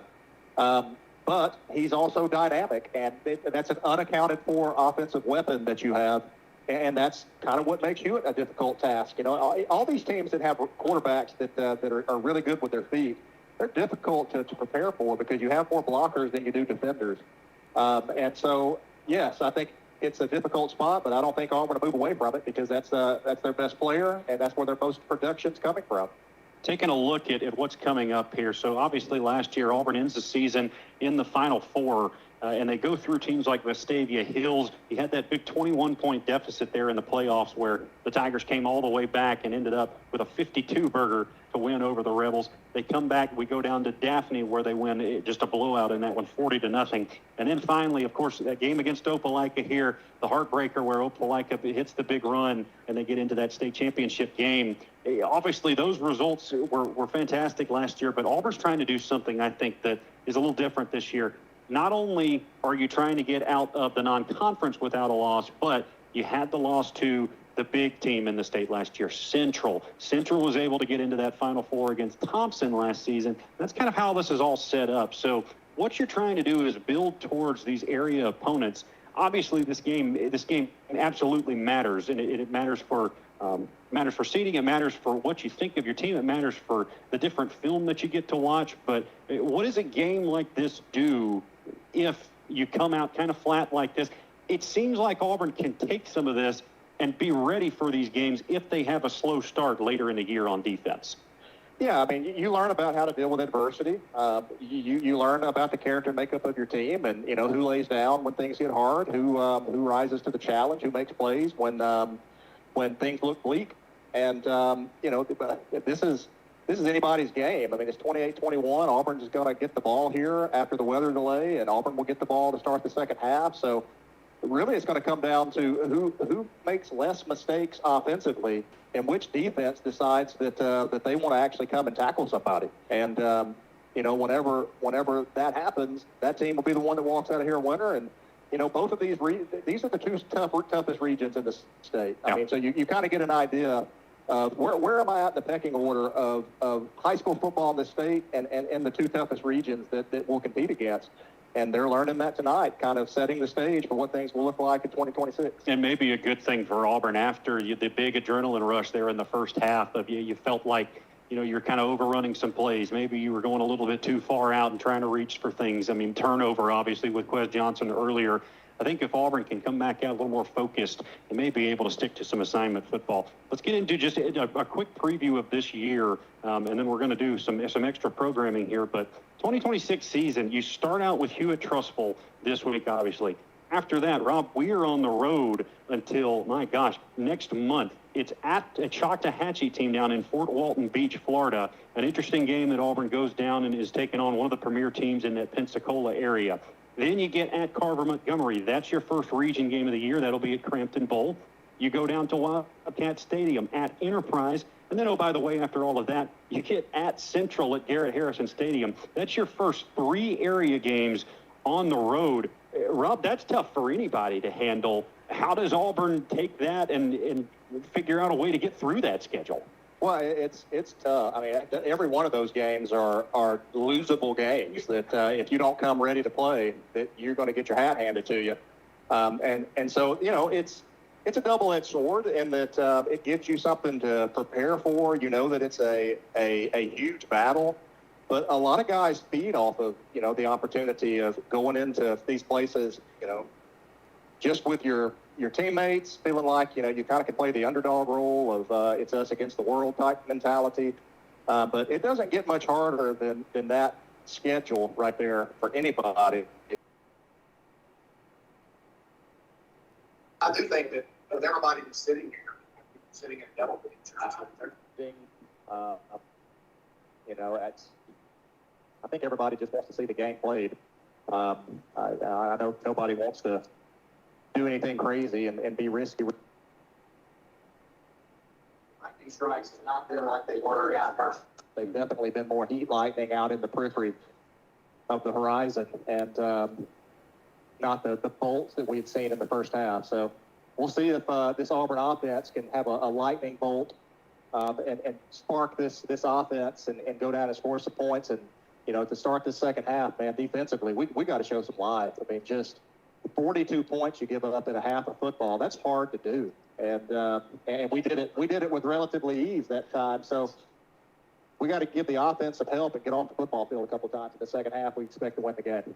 Well, you took the words out of my mouth. Auburn needs a lightning bolt from somewhere, and you're hoping that they get it here on this offensive possession. The kick end over end. Auburn takes it out of the end zone. That's Quez Johnson, but not before they'll call a touchback because he was a couple steps in. And, yeah, Rob, I see the reaction there, and I agree. I mean, it's about 3 yards deep in the end zone, and we're taking it out. I don't quite get that one. Yeah, those guys want to make plays. You know, remember the two returners are new to Auburn High School, and you know, they're trying to prove that they're playmakers on this team, and they have already tonight. I mean, Quez Johnson has 2 touchdowns and has been physical and done a really good job. But you know, I don't know why some of them get blown dead in the end zone and some don't. So here's the Auburn High offense back out to play. Kason Myers gives it on the jet sweep to Quez Johnson, spins his way up to the 29-yard line, a gain of 9 on the play. They're going to give him 10. They might give him this first down. Quez Johnson got hit at about probably the 23-yard line and kind of spun his way up to the 30. It's a first down for Auburn High. Well, he's a big physical receiver. You know, he's listed at 6'1", 175, but he looks thick and comes with a punch. Myers drops back. Here comes the Hewitt Trussville rush, and they will get him. Looked like the left tackle that time. R.J. Davidson may have let somebody through, and Myers had to eat it. Well, that's the first time I can recall Hewitt really sending pressure. And that time they get to him. Kason does a good job of stepping up into the pocket, not trying to do too much with the ball, not taking a massive loss. He limits the damage done. Auburn loses 2 on a sack. Doesn't get them behind the sticks too terribly much. Well, as you mentioned, a really important drive here coming out of halftime. Auburn has got to take it down and try to punch it into the end zone. Down 2 scores, and the defense hasn't been able to get off the field yet tonight. Every possession very critical for Auburn right now. Myers will take it up the middle on the draw play at the 30. Tries to spin away and doesn't get much. Back to about the 31-yard line. Pick up a 3 on the play. It'll set up a 3rd and 9. Trying to catch Hewitt sleeping right there. Their middle linebacker did a nice job of not doing that, coming up and making a good open field tackle. Kason Myers is a big quarterback and has a lot of experience running the football. So that was a good play by their middle linebacker. Want to watch for his legs here again. The drop back. He'll take it over to the left side. That's Quez Johnson. Makes the catch short of the first down marker. I think they're going to be about 2 yards short. You have to think this is a go situation here, Rob. Yeah, absolutely. Auburn's not even. They'll probably see if they can get it for free and just do a no play right here and try to act like they're going to snap it, see if they can get Hewitt to jump, and then call a play from the sideline. If not, I bet this is 1-5 coming at you with a head of steam. Yeah, Hewitt only has 3 down linemen right here, so Auburn's got the numbers in the box. They'll take them if this is how it's going to go. Auburn will run it right here. 2 wide receivers to either side. They'll give it to King up the middle. Got his first down up to the 44-yard line. First down, Auburn High, as Jaden King fits through the crease and picks up another 10 for the Tigers. Yeah, they just had them outmanned. You know, Auburn had their 5 offensive linemen plus a slot off to the edge, and Hewitt tried to defend that with 5 guys, and Auburn just outnumbered them. 3 receivers right, 1 back in the backfield in a spread formation. There goes Jaden King up the middle again, and that time Hewitt Trussville reads that run perfectly, and they stop Jaden King for a loss of 2 on the left side. Yeah, nowhere to go off that left side. You're right. Tried to bounce it out wide, and Hewitt just feathered that out and slow played it. Didn't give Jaden anywhere to escape to. Auburn really trying to hammer home the run game. You can see it with the quarterback draws. You can see J.J. King getting more action here to start the second half. I think they want to slow the game down a little bit, limit the possessions maybe of the Hewitt offense, but also see if they can lean on this Hewitt team and wear them down. Snap to Myers on 2nd and 12. He's in trouble again, running around in the backfield. Going to have to get away from the pressure. He does for a moment, but not for long enough as he gets back to about the 42-yard line. That's going to be another sack on the play as the Hewitt Trussville rush starting to get home now, Rob. Yeah, just that time we have a half roll right into the face of the Hewitt pressure off the edge. And again, we had to do everything we could for Casey Meyer to try to scramble back to the line of scrimmage, which he broke many tackles to do that. But just 3rd and long now in a difficult situation with an offense you're trying to keep pace with. 8.5 minutes left to go in the 3rd quarter. 3rd and 13 for the Auburn High offense. Myers will step up, throws downfield. Got Jaden King open, and off his hands it goes.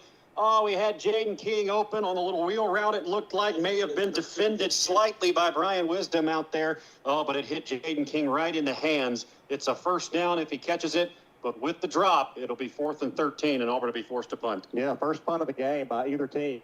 So you see the Hewitt defense raising their hands in victory, watching a punt team come out. I mean, it's a big deal to stop one of these offenses tonight. But Auburn had the play dialed up, and that's not able to execute it right there with a pass that hit the receiver in the helmet. It'll be Andrew Flegel on to punt for the first time tonight for the Auburn High punt team, and the snap almost goes over his head. He's able to grab it with one hand, and then he'll get a kick off. Not a great kick. It's going to hit at the 40-yard line. Will take an Auburn bounce. Hewitt Trussville looked like that was maybe a blocker that got his hands on it, just stood there, and then the Auburn defense remembered that they had to tackle. Right. I forgot for a second. The Hewitt player, I think, thought he downed the punt. And, everybody just stood there and looked at him. He could have probably just started walking towards the end zone if he had liked. But, Andrew Flegel made an awesome grab right there. That was almost a snap over his head that would have been disaster for Auburn defensively. Punt results in only 17 yards on the play, and so Auburn does not flip the field on the punt, but they do avoid disaster like you mentioned. Time for this Auburn defense to bow their necks and get a stop.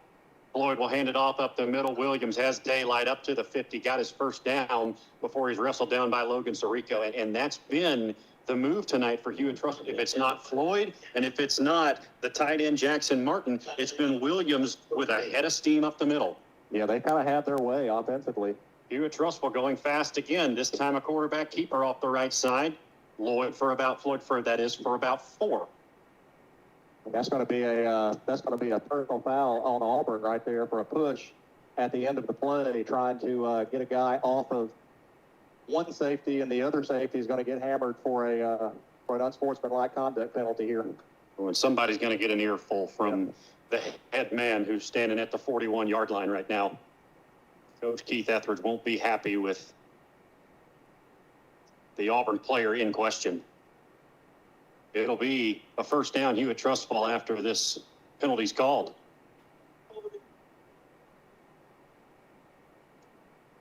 It'll set up Hewitt Trussville inside the 35-yard line now, and here's where you're starting to get a little worried about what's going on with this Auburn team right now. 42-28, there's some signs of some frustration maybe from the Auburn defense, and with Hewitt Trussville knocking on the door now, if you go down 3 scores in this one, about midway through the third quarter, you're going to have to start hitting some desperation. Yeah, Auburn now with a lot of inexperience over here in the field trying to defend, Hewitt's aces right now. A lot of guys playing their first snaps at Auburn High School out in space trying to defend a Hewitt offense that's had its way. Plenty of time on the play clock now. Inman Moore has checked into the game in replacement of Ryan Donaldson in the backfield. There's the give to Williams up the middle. He's got about 2, maybe 3 before he goes down by a convoy of Auburn High Tigers. And we'll see if there's an Auburn guy or the unit itself that can stand up and finally, get a stop. See that, man, I gotta make a play. This thing is not going to end our way. Auburn with 7 in the box. Floyd will float one right side, and it is intercepted. Intercepted by DeMarcus Van Dyke, running it back at the 30 to the 35, 40, and dragged down. There's the big play by Auburn High. There is a flag back at the 20-yard line. Let's see what it is, but for now, Auburn has a takeaway. Yeah, huge play, just right at the right time by DJ Van Dyke. I think that it's maybe a block at the back there, but, Hewitt doesn't look like they're overly exuberant that this play is going to come back, but it may, void the return. We're still getting some discussion down there. Yeah. It will be a block in the back on Auburn, but the interception will stand. Auburn High will get the ball back, and a huge takeaway for this Tiger defense. They finally get off the field with no points scored for Hewitt, and now the Auburn High offense has a chance to go answer and make this a 1-score game. Well, we talked about DeMarcus Van Dyke, DJ, the big 6'4" corner that has transferred in. His dad is the defensive back coach at Auburn University. Makes a massive play. Hewitt tries to go to the well one too many times with the wheel route up the sideline to their tight end. That's been super successful tonight, Jackson Martin. But that time Van Dyke steps in front of it just at the right spot, right before Hewitt maybe pushes this thing beyond Auburn's ability to come back. Auburn will start things out at their own 10-yard line. Cason Myers in the pocket, delivers over the middle. There's Turnbro, got his first down, and across the 20-yard line to about the 22. Auburn gets out of their shadow of the goal line, and they'll keep the chains moving. 6.5 left to go. 42-28, Hewitt leading, but Auburn with a first down and a new set of downs.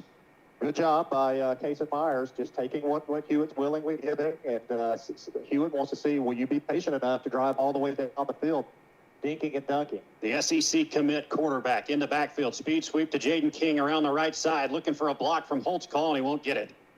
Dragged down at about the 21-yard line. A loss of 1 that time by Jaden King. He was trying to get a block from Elias Holtzclaw over here on the near side and just couldn't quite get a block on, it looked like 2 defenders he was trying to go after. Yeah, that was, looks like their slot defender, Marion Cox, defensive back. For Hewitt Trussville, a junior. He made a nice run force play there, took on the block of Holtzclaw, able to maintain leverage, able to shed the block, able to make a tackle for loss. I mean, he did it just like he draw it up. Myers will be in the backfield with an empty set. Now Jaden King will come in motion as he checks the wristband for a play. Auburn play clock down to 6. Now Myers claps the hands, does get the snap off in time. They'll go down the sideline. There is the wheel route, but it's intercepted. Stepped in front of by the Hewitt Trussville defense. That looked like that's number 13. Khalil Braswell in the defensive backfield. There is a flag down at the 40-yard line. I think that's going to be some extracurricular activity. Well, yeah, I mean, you can't pull your helmet off like that in the middle of a play, and I think that our receiver did that, and I think we might get penalized for that. That's going to be another unsportsmanlike conduct penalty. 2 in consecutive drives, 1 on the offense, 1 on the defense. So that'll put Hewitt inside the 30-yard line to start this drive after another interception. While we sort things out, let's take a station identification break. We'll take 10 seconds off your hands and be right back. This is the Auburn High School Sports Network, presented by the Orthopedic Clinic.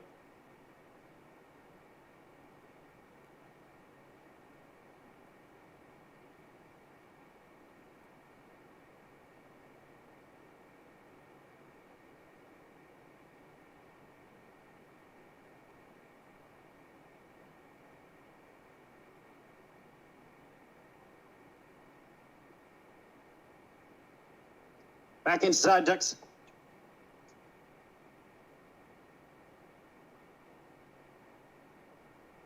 Back inside Ducks Stanford Stadium, a heat timeout we will take with them as Hewitt Trussville gets set up inside the 25-yard line thanks to the unsportsmanlike conduct after the play. This is the heat timeout, and this is the Auburn High School Sports Network. Hewitt on top 42-28 with 5 minutes left to go in the third quarter. We'll be right back. This is the Auburn High School Sports Network presented by the Orthopedic Clinic.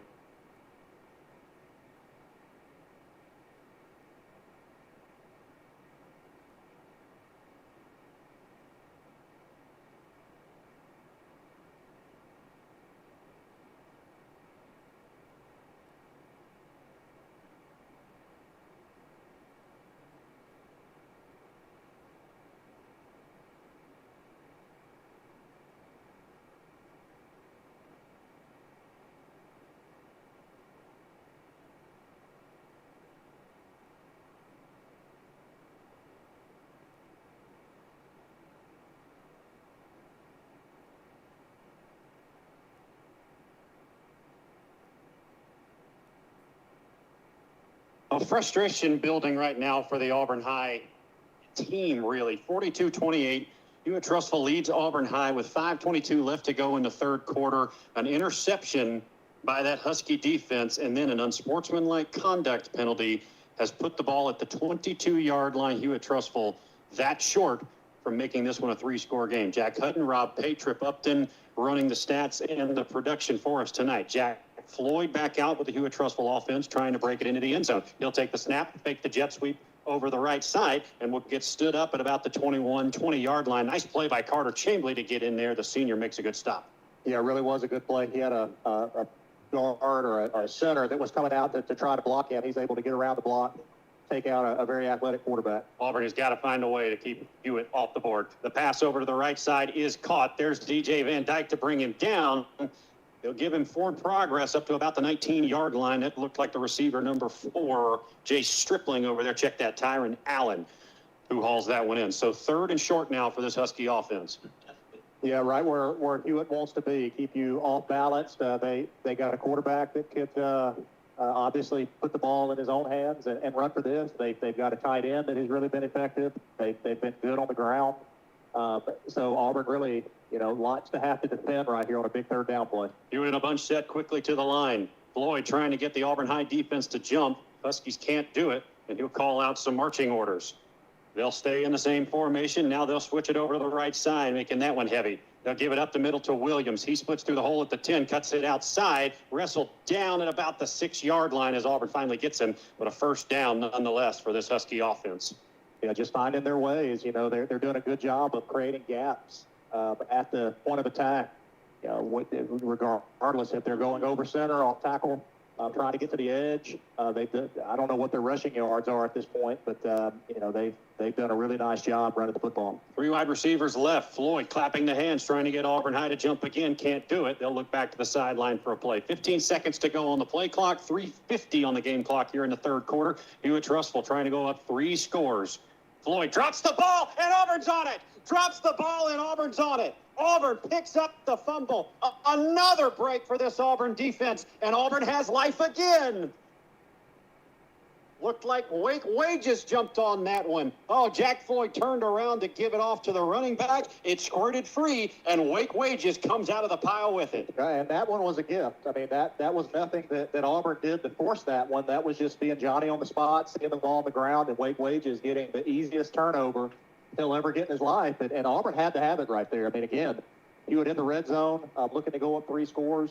Auburn has to take advantage of the opportunity right here to put points on the board. Well, another thing that Auburn has to have, like you're saying, Auburn needs points here. Auburn needs, really they need 6 right here if they can punch it down the field. Myers takes the snap, looking for a receiver, going to throw long across the middle. It goes tipped up. There's Whit Young on the catch, though. He caught it off the carom, and he's up to the 30-yard line. First down, Auburn High. Looks like an injured Husky in the defensive backfield, but Auburn on the move quickly on 1st and 10. Yeah, great concentration by Whit Young right there, getting the start tonight.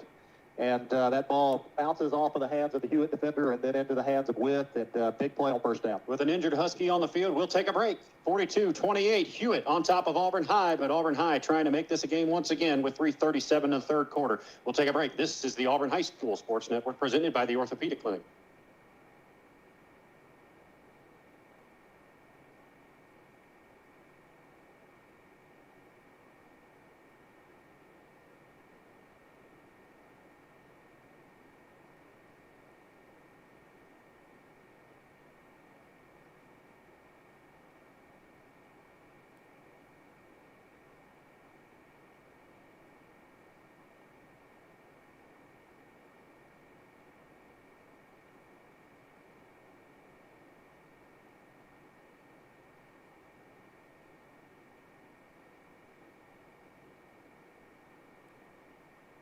.330 on a running clock as we join action again. Kason Myers in the backfield looking for an Auburn receiver. Going to go long for Stephen Payne. He's got it at the 30-yard line on the Hewitt Trussville side of the field.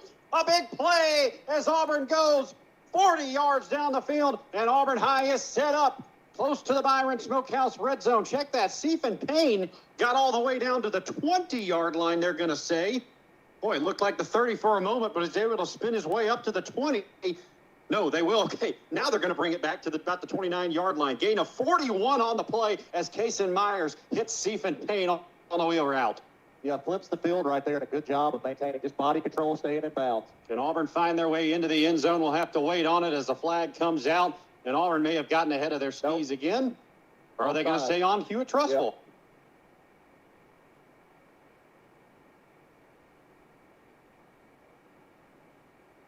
It is an encroachment on Hewitt Trussville. That'll give Auburn High 5 more yards and march closer to that Byron Smokehouse red zone. Yeah, Hewitt not laying back right there. They were going to bring the blitz as Auburn tried to go fast after the big play, and he just comes across a little early. The sophomore Jeremiah Owens in the backfield now. They'll send a receiver from left to right. That's Pate, who's in there for Holt's call. And another encroachment penalty. Hewitt jumps again, and Auburn gets a free first down. Putting a little game pressure on the Hewitt defense right here as Auburn throws the interception last drive and had looked a little lifeless, and then the big play to Stephen Payne gives Auburn some momentum. But now back-to-back offside penalties on Hewitt and Auburn inside the red zone. The receivers Johnson, Young over on the left side, Pate and Payne down here on the right. Owens in the backfield. They'll send Johnson in motion. Owens up the middle, finds a crease, gets inside the 20 down to about the 16-yard line. He picks up about 3 on the play, and it'll set up 2nd and 7 as Auburn moves into the Byron Smokehouse red zone. Byron Smokehouse, an Auburn tradition for over 30 years. Well, he runs hard. I like the way that Jeremiah Owens hits the hole. That's a good 1-2 combination that Auburn's going to have this year at tailback. And unlike Hewitt Trussville, Auburn needs to finish this drive. Give to Jaden King around the left side. He breaks away from one tackle, not going to break away from a second one, though. It's about a yard on the play, but it'll set up a 3rd and 5 for Auburn. And it looks like Quez Johnson may be cramping over there on the far side. Yeah, I saw him go down, and I think that's going to be a theme in this fourth quarter. It's going to come down to conditioning and guys, just body composition and who can play in this heat. Don't think that's relatively serious as much as just a cramp over there for Quez Johnson. So we'll check on him after this break. We'll take that break and then come right back and tell you about Auburn High marching their way down the field into the end zone. Auburn needs a lightning bolt, and they're looking for one right here. We'll be right back. This is the Auburn High School Sports Network, presented by the Orthopedic Clinic.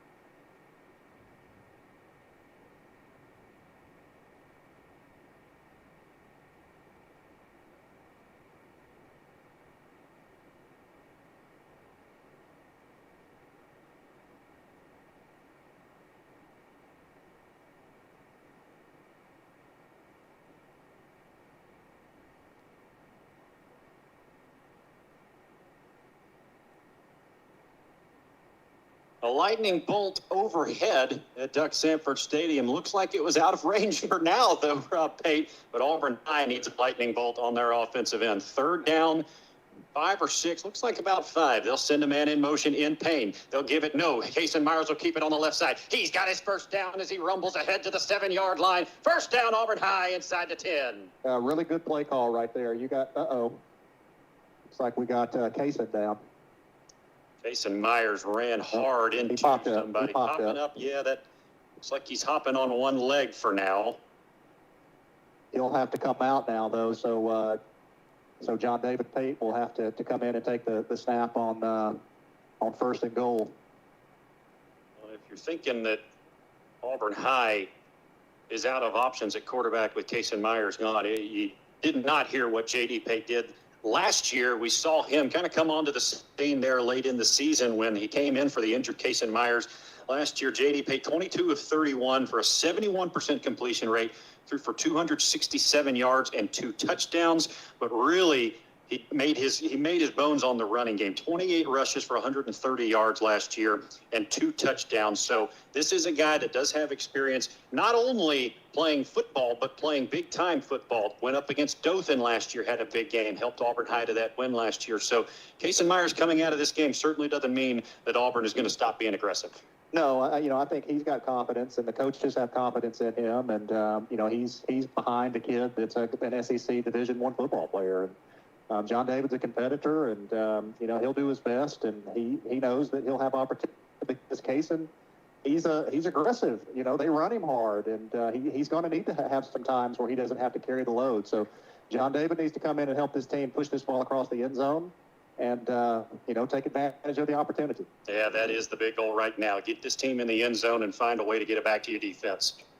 Snap. Up the middle goes J.D. Pate at the 5, carrying defenders up to the 2. Still trying to work his way in. He gets down to about the 2-yard line. Tough run by J.D. Pate as he's able to work his way inside the 5. Yeah, good job by him getting north and south and trying to drive. He's not the biggest guy. They list him at 5'10", 155. He's probably 5'8", 135, but... we'll take it. You got a 6', 200-pounder? No, we'll go to our 155-pound quarterback. And now we'll go to the 200-pound tailback. Right up the middle goes Jeremiah Owens for the touchdown, Auburn High. Into the end zone he goes, and the Tigers have it back within 1 score. Well, that's a good job by a lot of special guys, a lot of skill guys coming in and having to take up space and fill in for the starters. I mean, you had several young juniors in that on the field right there for that drive, and they are able to capitalize and put it back within a 1-score game here if we can connect on this extra point. Andrew Flegel on to attempt another extra point tonight. 1 minute, 25 seconds left to go in the third quarter. Tigers trying to pull within 7. The snap down, the kick is up, and the kick is true. 42-35, Hewitt. The lead is back down to 1 score. Auburn will be kicking off when we come back. This is the Auburn High School Sports Network presented by the Orthopedic Clinic.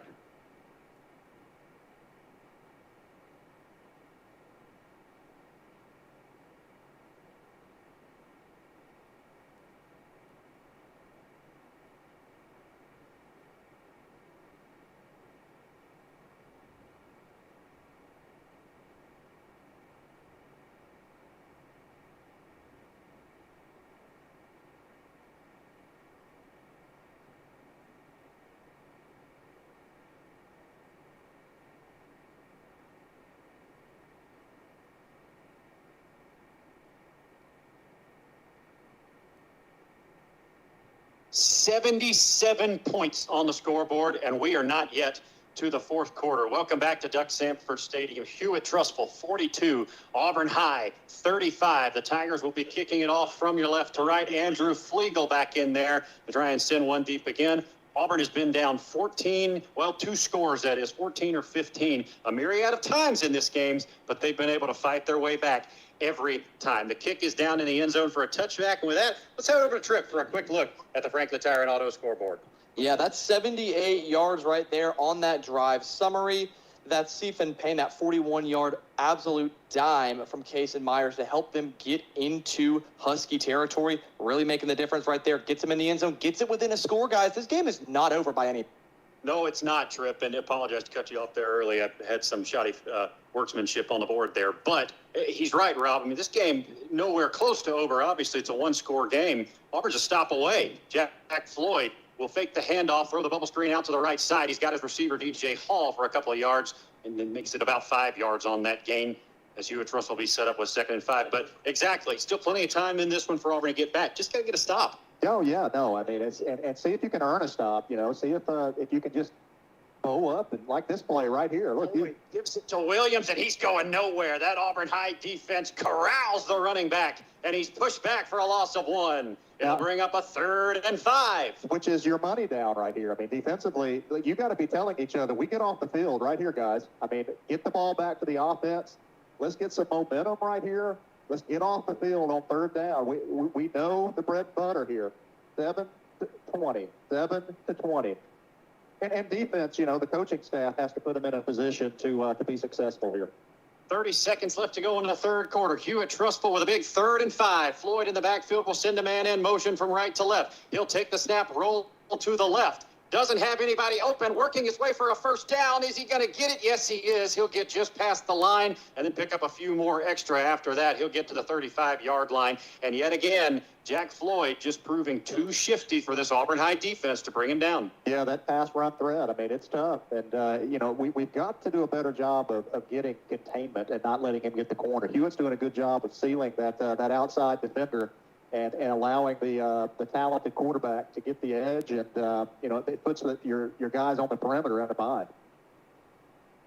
Hard count snap as Floyd will look back to the sideline for the play. And it looks like Hewitt's just going to let this clock run to the 4th quarter. And yes, they will. 0s on the clock in the 3rd. That means we head to the 4th. 42-35. Auburn just back in within 1 score now, and with an entire quarter to make it up on the other side of this break. Heading to the 4th quarter next. This is the Auburn High School Sports Network presented by the Orthopedic Clinic.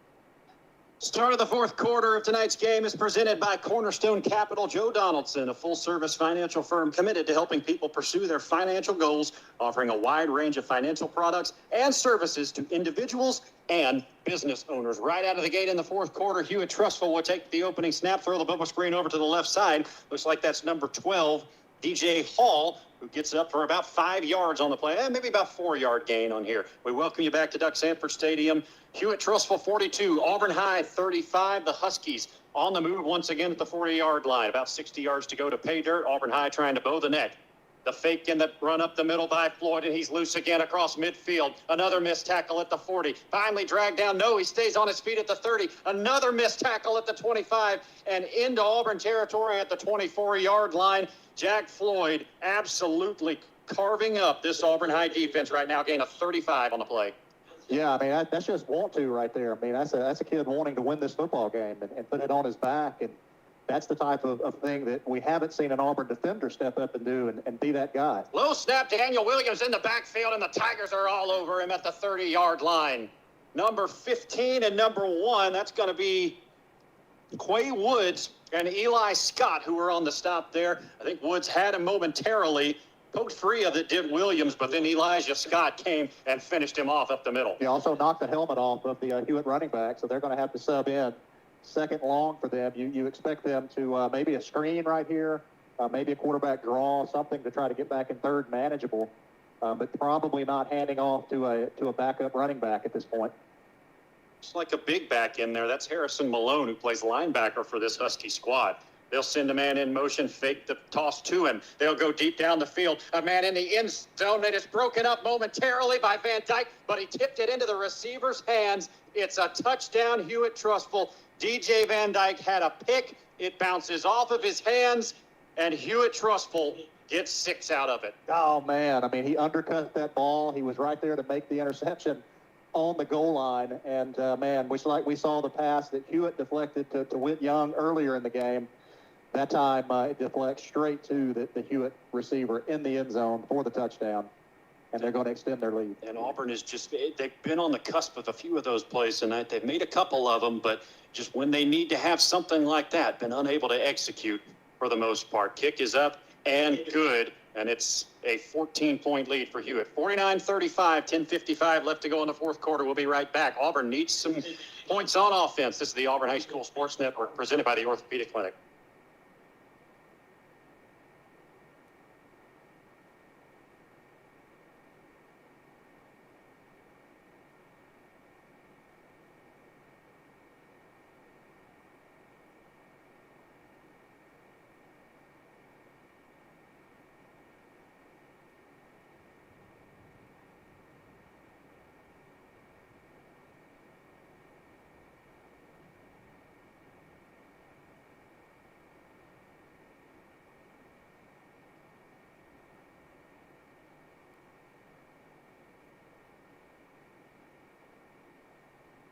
Hewitt Trussville breaks away again with another touchdown and extends this lead out to 2 scores. 49-35, just under 11 minutes left to go here at the Duck. Auburn High needs a good possession on offense coming up. It'll be a kick from the 40-yard line to start things off for this Auburn High drive. The kick will be returnable at the 5-yard line. Up the middle goes is that Stephen Payne up to the 25-yard line and about the 26 before he's wrestled down there. Jack Hutton, Rob Pate, Trip Upton here with you to close out these last few moments of Auburn High football, the opening game of 2026, and what we're hoping for a little fireworks and maybe a lightning bolt or two as the Auburn High offense comes back out into play. They're going to need a score, a stop, and another score. Rob Pate, it just seems like every time Auburn has a chance to execute something to get back into this game, they just come up a little bit short. Yeah, well, the Hewitt kids are making the plays. You know, I mean, they're playing with fire. They have the intensity from their quarterback that has run the ball hard and made big throws. Auburn defensively just has not been able to get off the field, has not forced Hewitt to punt one time this entire game. Pate in motion from right to left. They'll give it to him on the speed sweep. Up ahead he goes to the 25-30, wrestled down at the 32-yard line. Now the 33, they'll say. Nice opening play of the drive by James Pate as he's able to get free. That was a handoff instead of a little pop pass. I kind of prefer the pop pass more in case there's a poor exchange, which they didn't handle that great. Would have been an incomplete pass instead of a fumble. 2nd and 3, 10:30 left to go in the ball game. They'll turn around and hand it off to Jaden King up the middle. He puts his head right in the middle of that defense. Gets about 2 yards on the play. He'll set up a 3rd and short. Yeah, not anything that Auburn, I think, is too overly concerned about trying to pick up a yard right here. They should be able to get that. But you also, you can't have prolonged drives. I mean, you got to be very vigilant with the clock right now and know that, hey, we haven't been able to stop. It may take more than 2 scores. 9:50 on a counting clock coming. Jeremiah Owens into the ball game. Instead, it'll be Kason Myers up the middle. Got his first down to the 39-yard line. And Auburn will set up with a new set of 4 downs to work with. And good to see Kason Myers back in. I mean, obviously, he's the leader of this offense, of this team. We need him. We need his arm. We need his ability to run the ball. And, he didn't finish that last drive. So big for this Auburn team to have him back on this drive. King sets behind his left shoulder in the backfield. Myers calls Pate in motion again. He'll clap the hands. Pate over on the 30-yard line. Now Auburn looking deep. Myers will go long for Johnson. He goes up. Oh, and it's taken away. An interception by Hewitt Trussville. Johnson was jostling with the defensive back at about the 25-yard line, but the Hewitt Trussville defender, Khalil Braswell, comes up with the pick, and that's a big one, Rob Pate. Yeah, he definitely threw it into coverage. I think he was just trying to give his receiver an opportunity to make a play. And, like we just said about the Hewitt quarterback, it looked just like the Hewitt defensive back wanted the ball more right there. He made the play on the ball, and and he comes away with the big play. Auburn gives away a possession right there, and 9:20. Auburn's going to have to get the ball back, have to force a turnover. They just simply can't give up points here on this drive. It looks like the entire Auburn team, and it is a consequence of the circumstances, but Auburn High just looks frustrated right now, Rob, in just about every facet. Floyd takes the snap, hands it off to Williams up the middle. Not much there initially, but then he squirts his way through to about the 25-yard line. Auburn may have had him for a loss in the backfield, and he gets away for a gain of 2. It's always frustrating when you don't have an answer to stop a running game. That's a significant frustration for the defense. Also, not being able to get off the field on third downs. I mean, that's a massively frustrating thing. And then offensively, I think it's just, not making good reads, not making good plays as far as protecting the football. They'll roll Floyd to the left. They'll throw it over to the left. And a big hit by DJ Van Dyke over there. The pass is hauled in by DJ Hall at the 31-yard line. So it'll be 3rd and 2 now. Well, they'll give him the 32. And it'll be a 3rd and 1. Hewitt going fast. They'll snap it right to Floyd. Got his first down as he charges into that pile. 35 now to the 36, 37-yard line, they'll say. It's a first down Hewitt. Clock continuing to run. We're going to have another player go down with a cramp. That looks like Van Dyke. But it's the losing on second down right there that keeps the sticks moving. You give up a pass right at the sticks. I mean, they're running straight to the sticks and just stopping. And, there's nobody else threatening in your area. And yet we just cover grass back there and allow the ball to be completed for an easy third down conversion. You have to be more cognizant of, what's the down and distance? What are they trying to do? What position are they trying to get into as an offense? And we're just not recognizing that right now. Team's back out on the field now as DJ Van Dyke will limp off the field. I think he's okay, though, as it just looks like a cramp that he's nursing back to health. The Auburn defense back out on the field. They got to have a stop here. 8.5 minutes left to go in this ball game. And with a running clock, Auburn down 2 scores. Got to have something happen right here. Yeah, both corners now out of the game for Auburn. Cortez Cook's hurt in the first half, and now you get your other corner, Van Dyke, out. So a lot of inexperience out here on the edges for this Auburn defense. A lot of inexperience at the linebacking position that we talked about.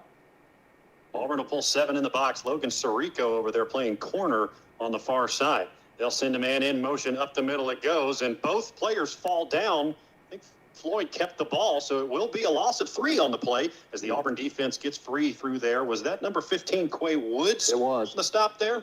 Yeah, Quay Woods. That was the best play of the game by Quay Woods. 4 or 5 yard loss on first down. That's the type of play that ends drives like that.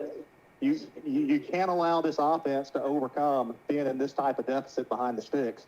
And, they're going to try to work their way to third and manageable, and you have to understand that as a defense here. Hewitt perfectly content to let this clock run. 7:20 on a rolling clock. Man in motion. There goes Floyd off to the right side again. He's got his man in the flat at the 35, cuts it upfield to the 40 and out of bounds at the 41. And there you go, Rob. Another loss on second down there as Hewitt picks up about 9 on the play, and they get to third and manageable. Yeah, third manageable, but, third and what is that, 7? I mean, it's still favorable to Auburn right here, but you got to understand where the sticks are. You can't play soft right here. You can't let guys curl up at the first down marker. You've got to be prepared to make a play on the ball.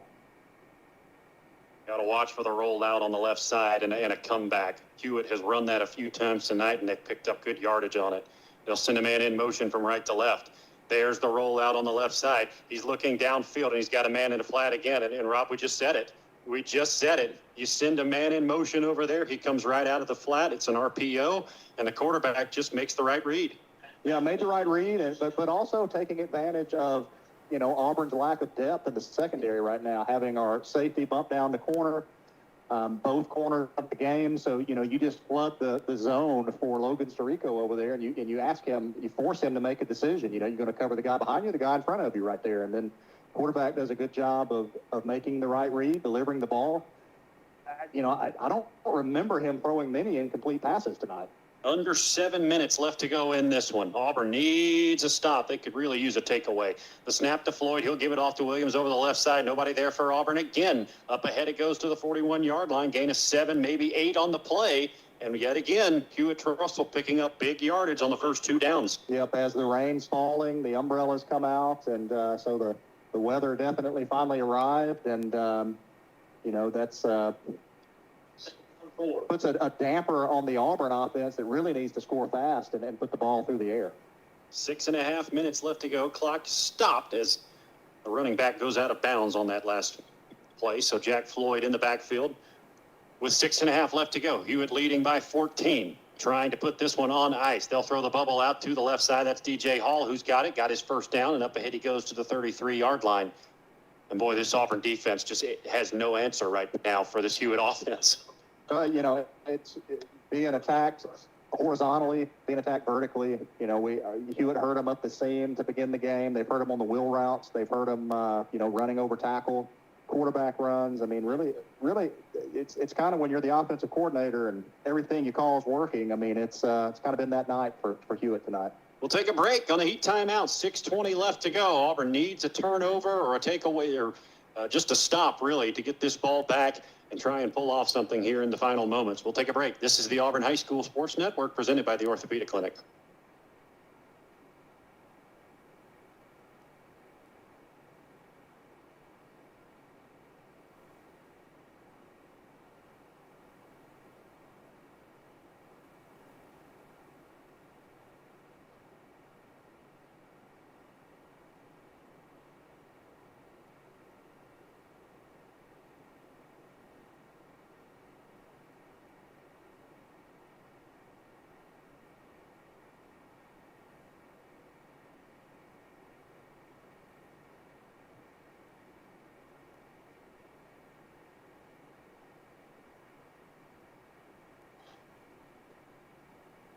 .620 left to go in this one. Hewitt Trussville on top of Auburn High, 49-35. Tigers could use a takeaway or just a stop on defense with 6:20 left to go. We join action again. I'm Jack Hutton with Rob Tate. Trip Upton joining us as well. 49-35 your score. Hewitt Trussville has come in here and has run Auburn off the line of scrimmage thus far.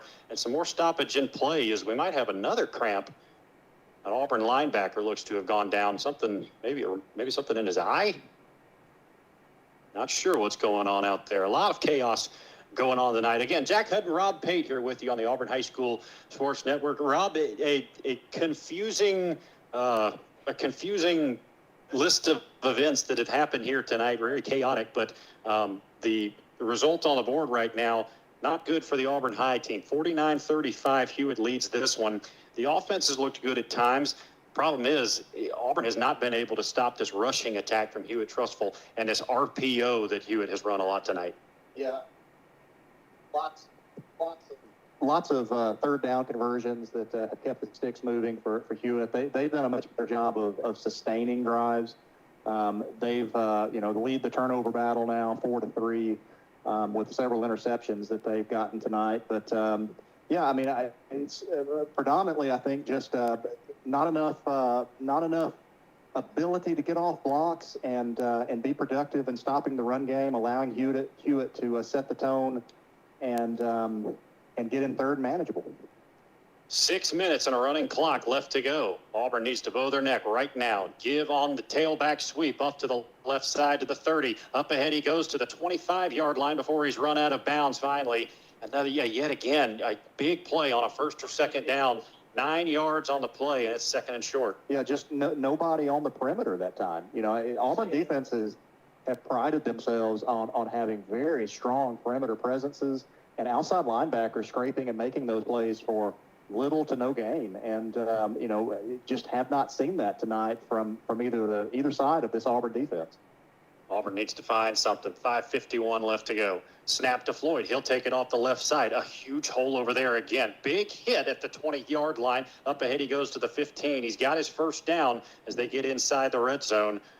With 5:44 left to go, Auburn going to send in some help on the linebacking core. Quay Woods will substitute back in. Yeah, they're just taking two offensive linemen and absolutely taking our defensive ends and are able to push them off the ball with so much ease that it gives them the edge, and we have no replacement player there, So obviously if that's the case, that the defensive end's supposed to set the edge there, and he's being outmanned and no replacement guy, and so that's just something that has to be fixed from film and something that, other teams will exploit. A long, drawn-out drive so far by this Husky offense. And how about it? There's Quay Woods coming up the middle to make a stop.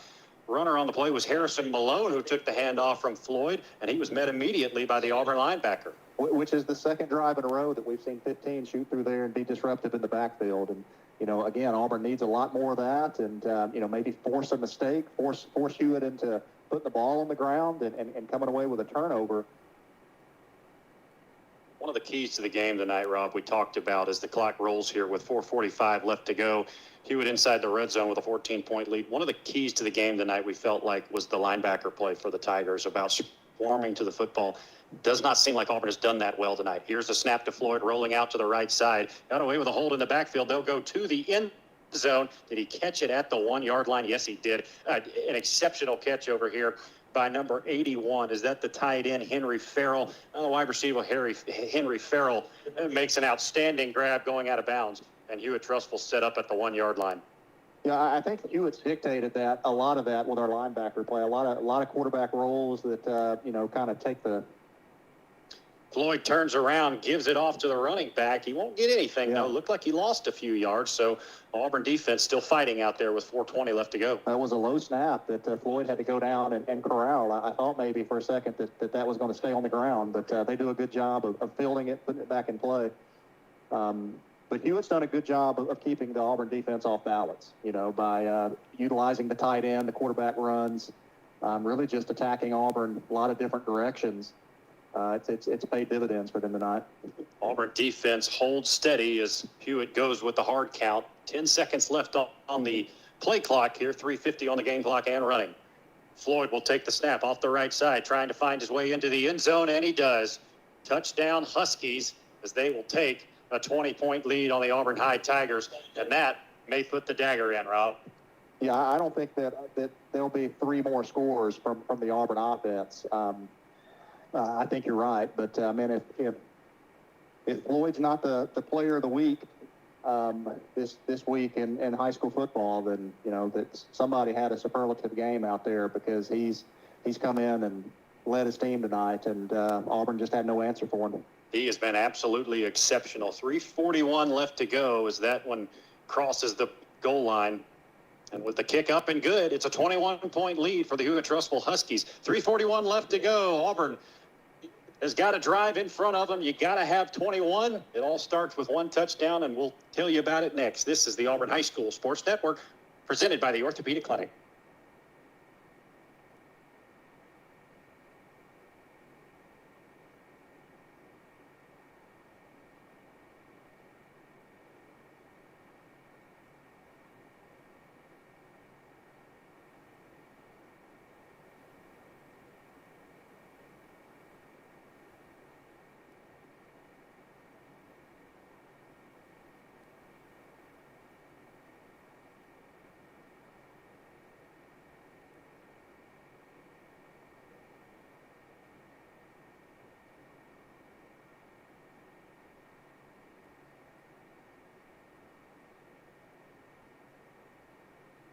Doug Sanford Stadium is the site. 3:41 left to go in this one. Hewitt Trussville with a big lead over the Auburn High Tigers, 56-35. The offense has been good at times tonight, but the defense for the Auburn High Tigers just not what we've become accustomed to over the years. Jack Hutton and Rob Pate here with you in the booth. Trip Upton also with us. And speaking of Trip, let's go over to Trip.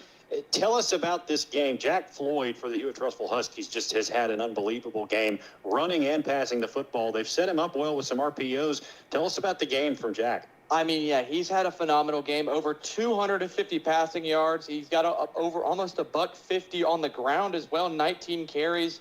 I have him down for at least 6 touchdowns, and he's really, again, he should be the player nationally of the week. Would seem like it. So here's a snap to Kason Myers. Auburn offense got to go quick. Because Johnson out here at the 30-yard line takes it up to the 35-yard line. Gain of 15 on the first play. That's a good start to the drive. Yeah, nice pass. And, Auburn has a chance to get into kind of a hurry-up mode. And, this will be something that they'll have to do quite often in the season. And you need to get better even when things are not going your way. So we'll see if they can put the ball in the end zone here on one of these final drives. Auburn does have 3 timeouts. Going to take a miraculous setting, but can still happen. There's a pass over the middle. Looks like that was caught as well. About a 9-yard gain that time by A.J. Turnbow, who holds it in for his second catch of the night. Now, A.J. Turnbow's had a really good night.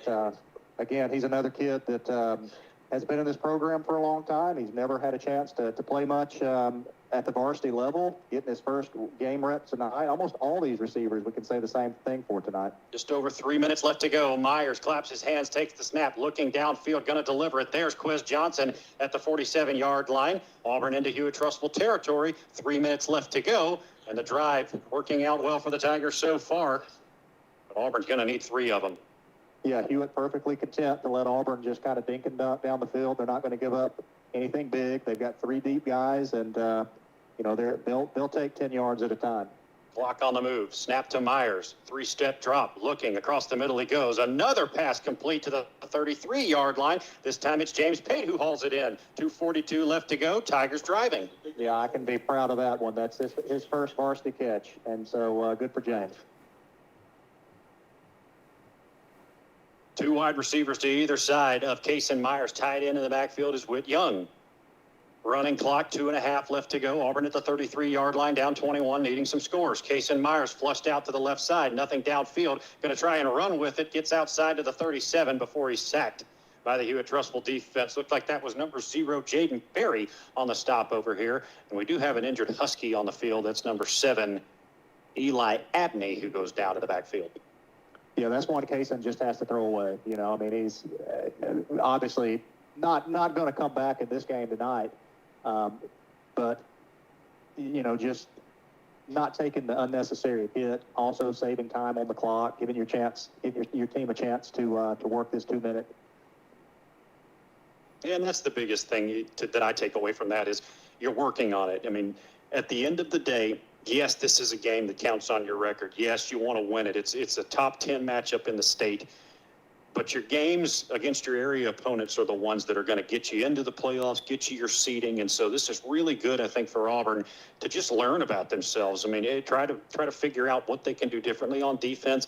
And also in these 2-minute drills, you want to see guys learning. You want to see teachable tape that these guys can take away. That's one that Case and Myers will look back on and say, yeah, I just need to throw that one away. Yeah, absolutely. I mean, he's right over here by the sideline. He's rolling left, which is already difficult. And just nothing coming open on this side. Just flick it out of bounds and live to see the next day. Save your body and yourself the hit, because you're going to get hit a ton this year. And just the unnecessary pounding, which is hard to tell a competitor, is to give up on a play. I mean, that's just not in your. It doesn't come ingrained.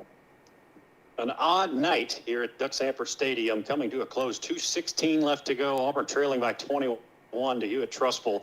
Stands have just about emptied out. There's a few straggling umbrellas still around. Myers in the backfield, takes the snap, drops, looking, going to throw downfield. There's Jaden King at the 21-yard line. They'll say incomplete. Boy, that looked like he got 1 foot down to me down there. Maybe he was on the white with that right foot. Yeah, he did it. He knew where the sideline was and planted it in there. It looked like he got it down, but the official that was right there said that did not occur. So nice try, but didn't get it in. It'll bring up a 3rd and 14. 2:02 left to go on the game clock. And you'd like to see Auburn punch it in here and at least show a little fight here, maybe have an onside kick to try and get the ball back. And you still got your 3 timeouts. We have seen crazy happen before, Rob Pate. Yeah, we have. And you don't have to get It's 3rd and 14. up about half.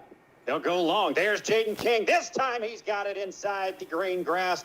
At the 11-yard line, he brings it down. Auburn into the Byron Smokehouse red zone. Byron Smokehouse, an Auburn tradition for over 30 years. And a reminder that the fourth quarter is brought to you by Cornerstone Capital. Joe Donaldson, a full-service financial firm committed to helping people pursue their financial goals, offering a wide range of financial products and services to individuals and business owners. Looks like we're going to have a stoppage in play as yet another Hewitt Trussville Husky has gone down at about the 10-yard line. I don't know if this is a continuation of the cramps, but while we have a minute, let's take another break here on the Auburn High School Sports Network. 1:55 to go in the fourth quarter. Auburn knocking on the door and going to need a whole lot to come back in this one. This is the Auburn High School Sports Network, presented by the Orthopedic Clinic.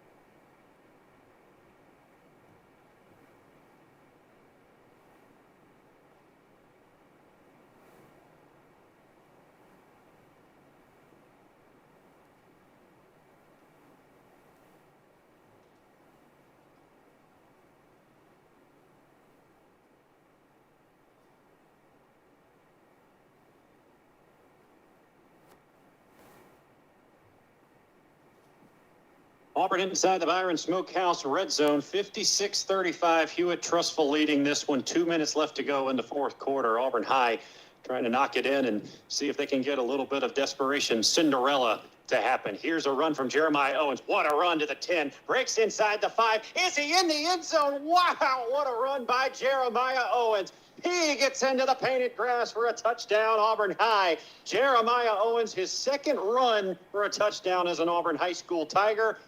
Boy, it's looking bleak, but that'll help things for now. 56-41, and the Tigers are within 2 scores again. That's an unbelievable run right there. Broke many tackles, and I don't think Jeremiah got the ball enough tonight. I mean, he looks the part, no doubt about it. Both he and JJ. I think that's something that you can build off of as you move ahead. That was an incredibly physical run right there. Well, the situation at hand, Rob, we'll get to it in a moment, as that kick is up by Andrew Flegel, and it is good. So a 14-point game now, minute 40 left to go on the clock. Here's your situation.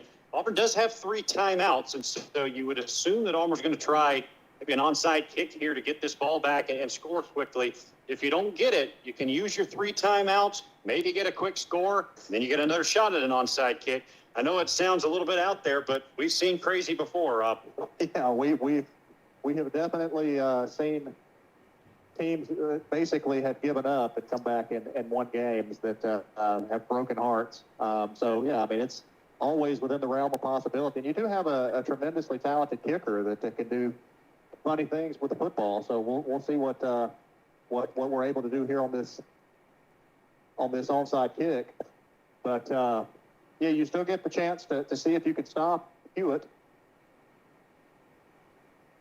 I'd be interested to see what they would do on a fourth down. They haven't punted tonight. They've never punted in this entire football game.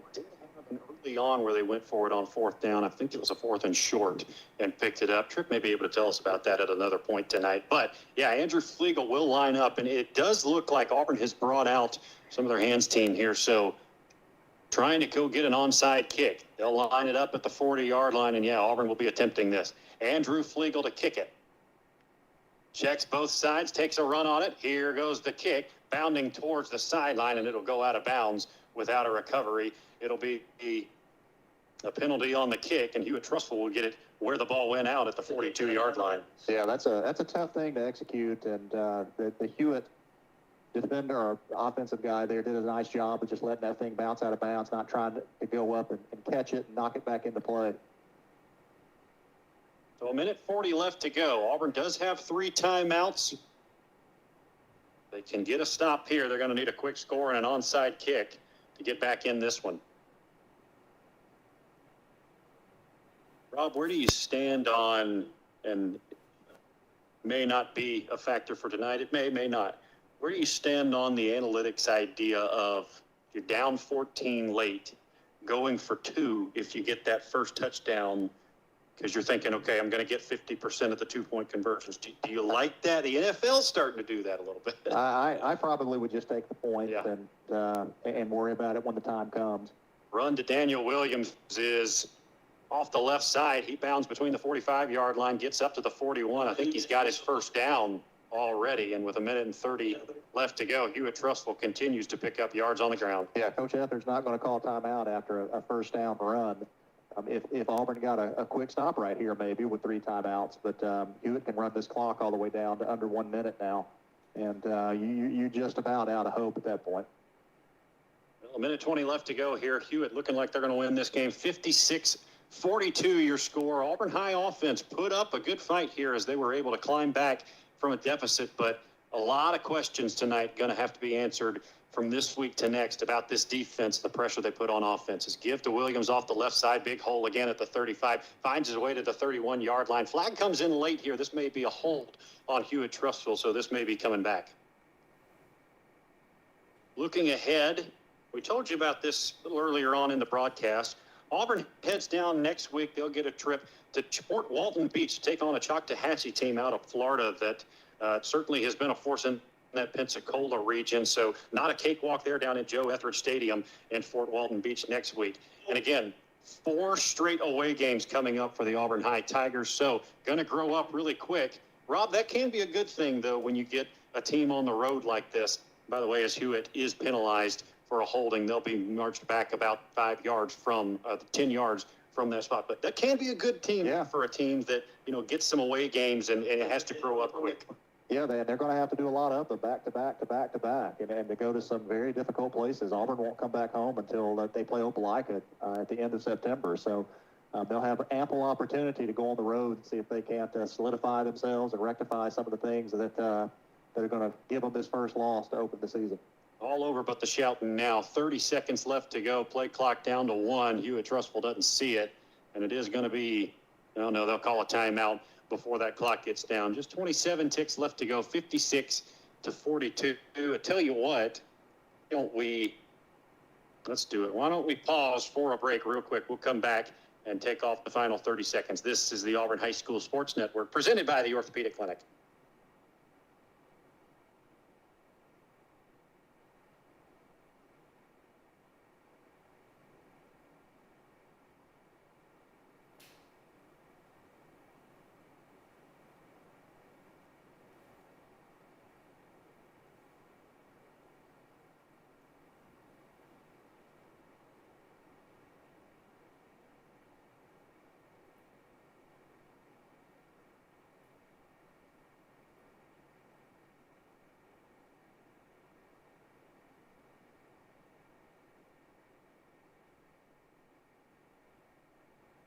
We welcome you back to Duck Sanford Stadium, where Hewitt Trussville will take the snap, and they will fall to a knee in the victory formation. That's going to do it from Duck Sanford Stadium. Hewitt's going to win it 56-42. This Auburn High defense just unable to stop Jack Floyd, Daniel Williams, and the rest of that Hewitt Trussville offense tonight. Some good things to talk about, some bad. We'll talk about it all, that and more, coming up on the Southern Union State Community College postgame show, presented by Southern Union State Community College. Affordable, accessible, unparalleled. Visit suscc.edu and apply today. Herd powered, performance driven. Don't go anywhere. This is the Auburn High School Sports Network, presented by the Orthopedic Clinic.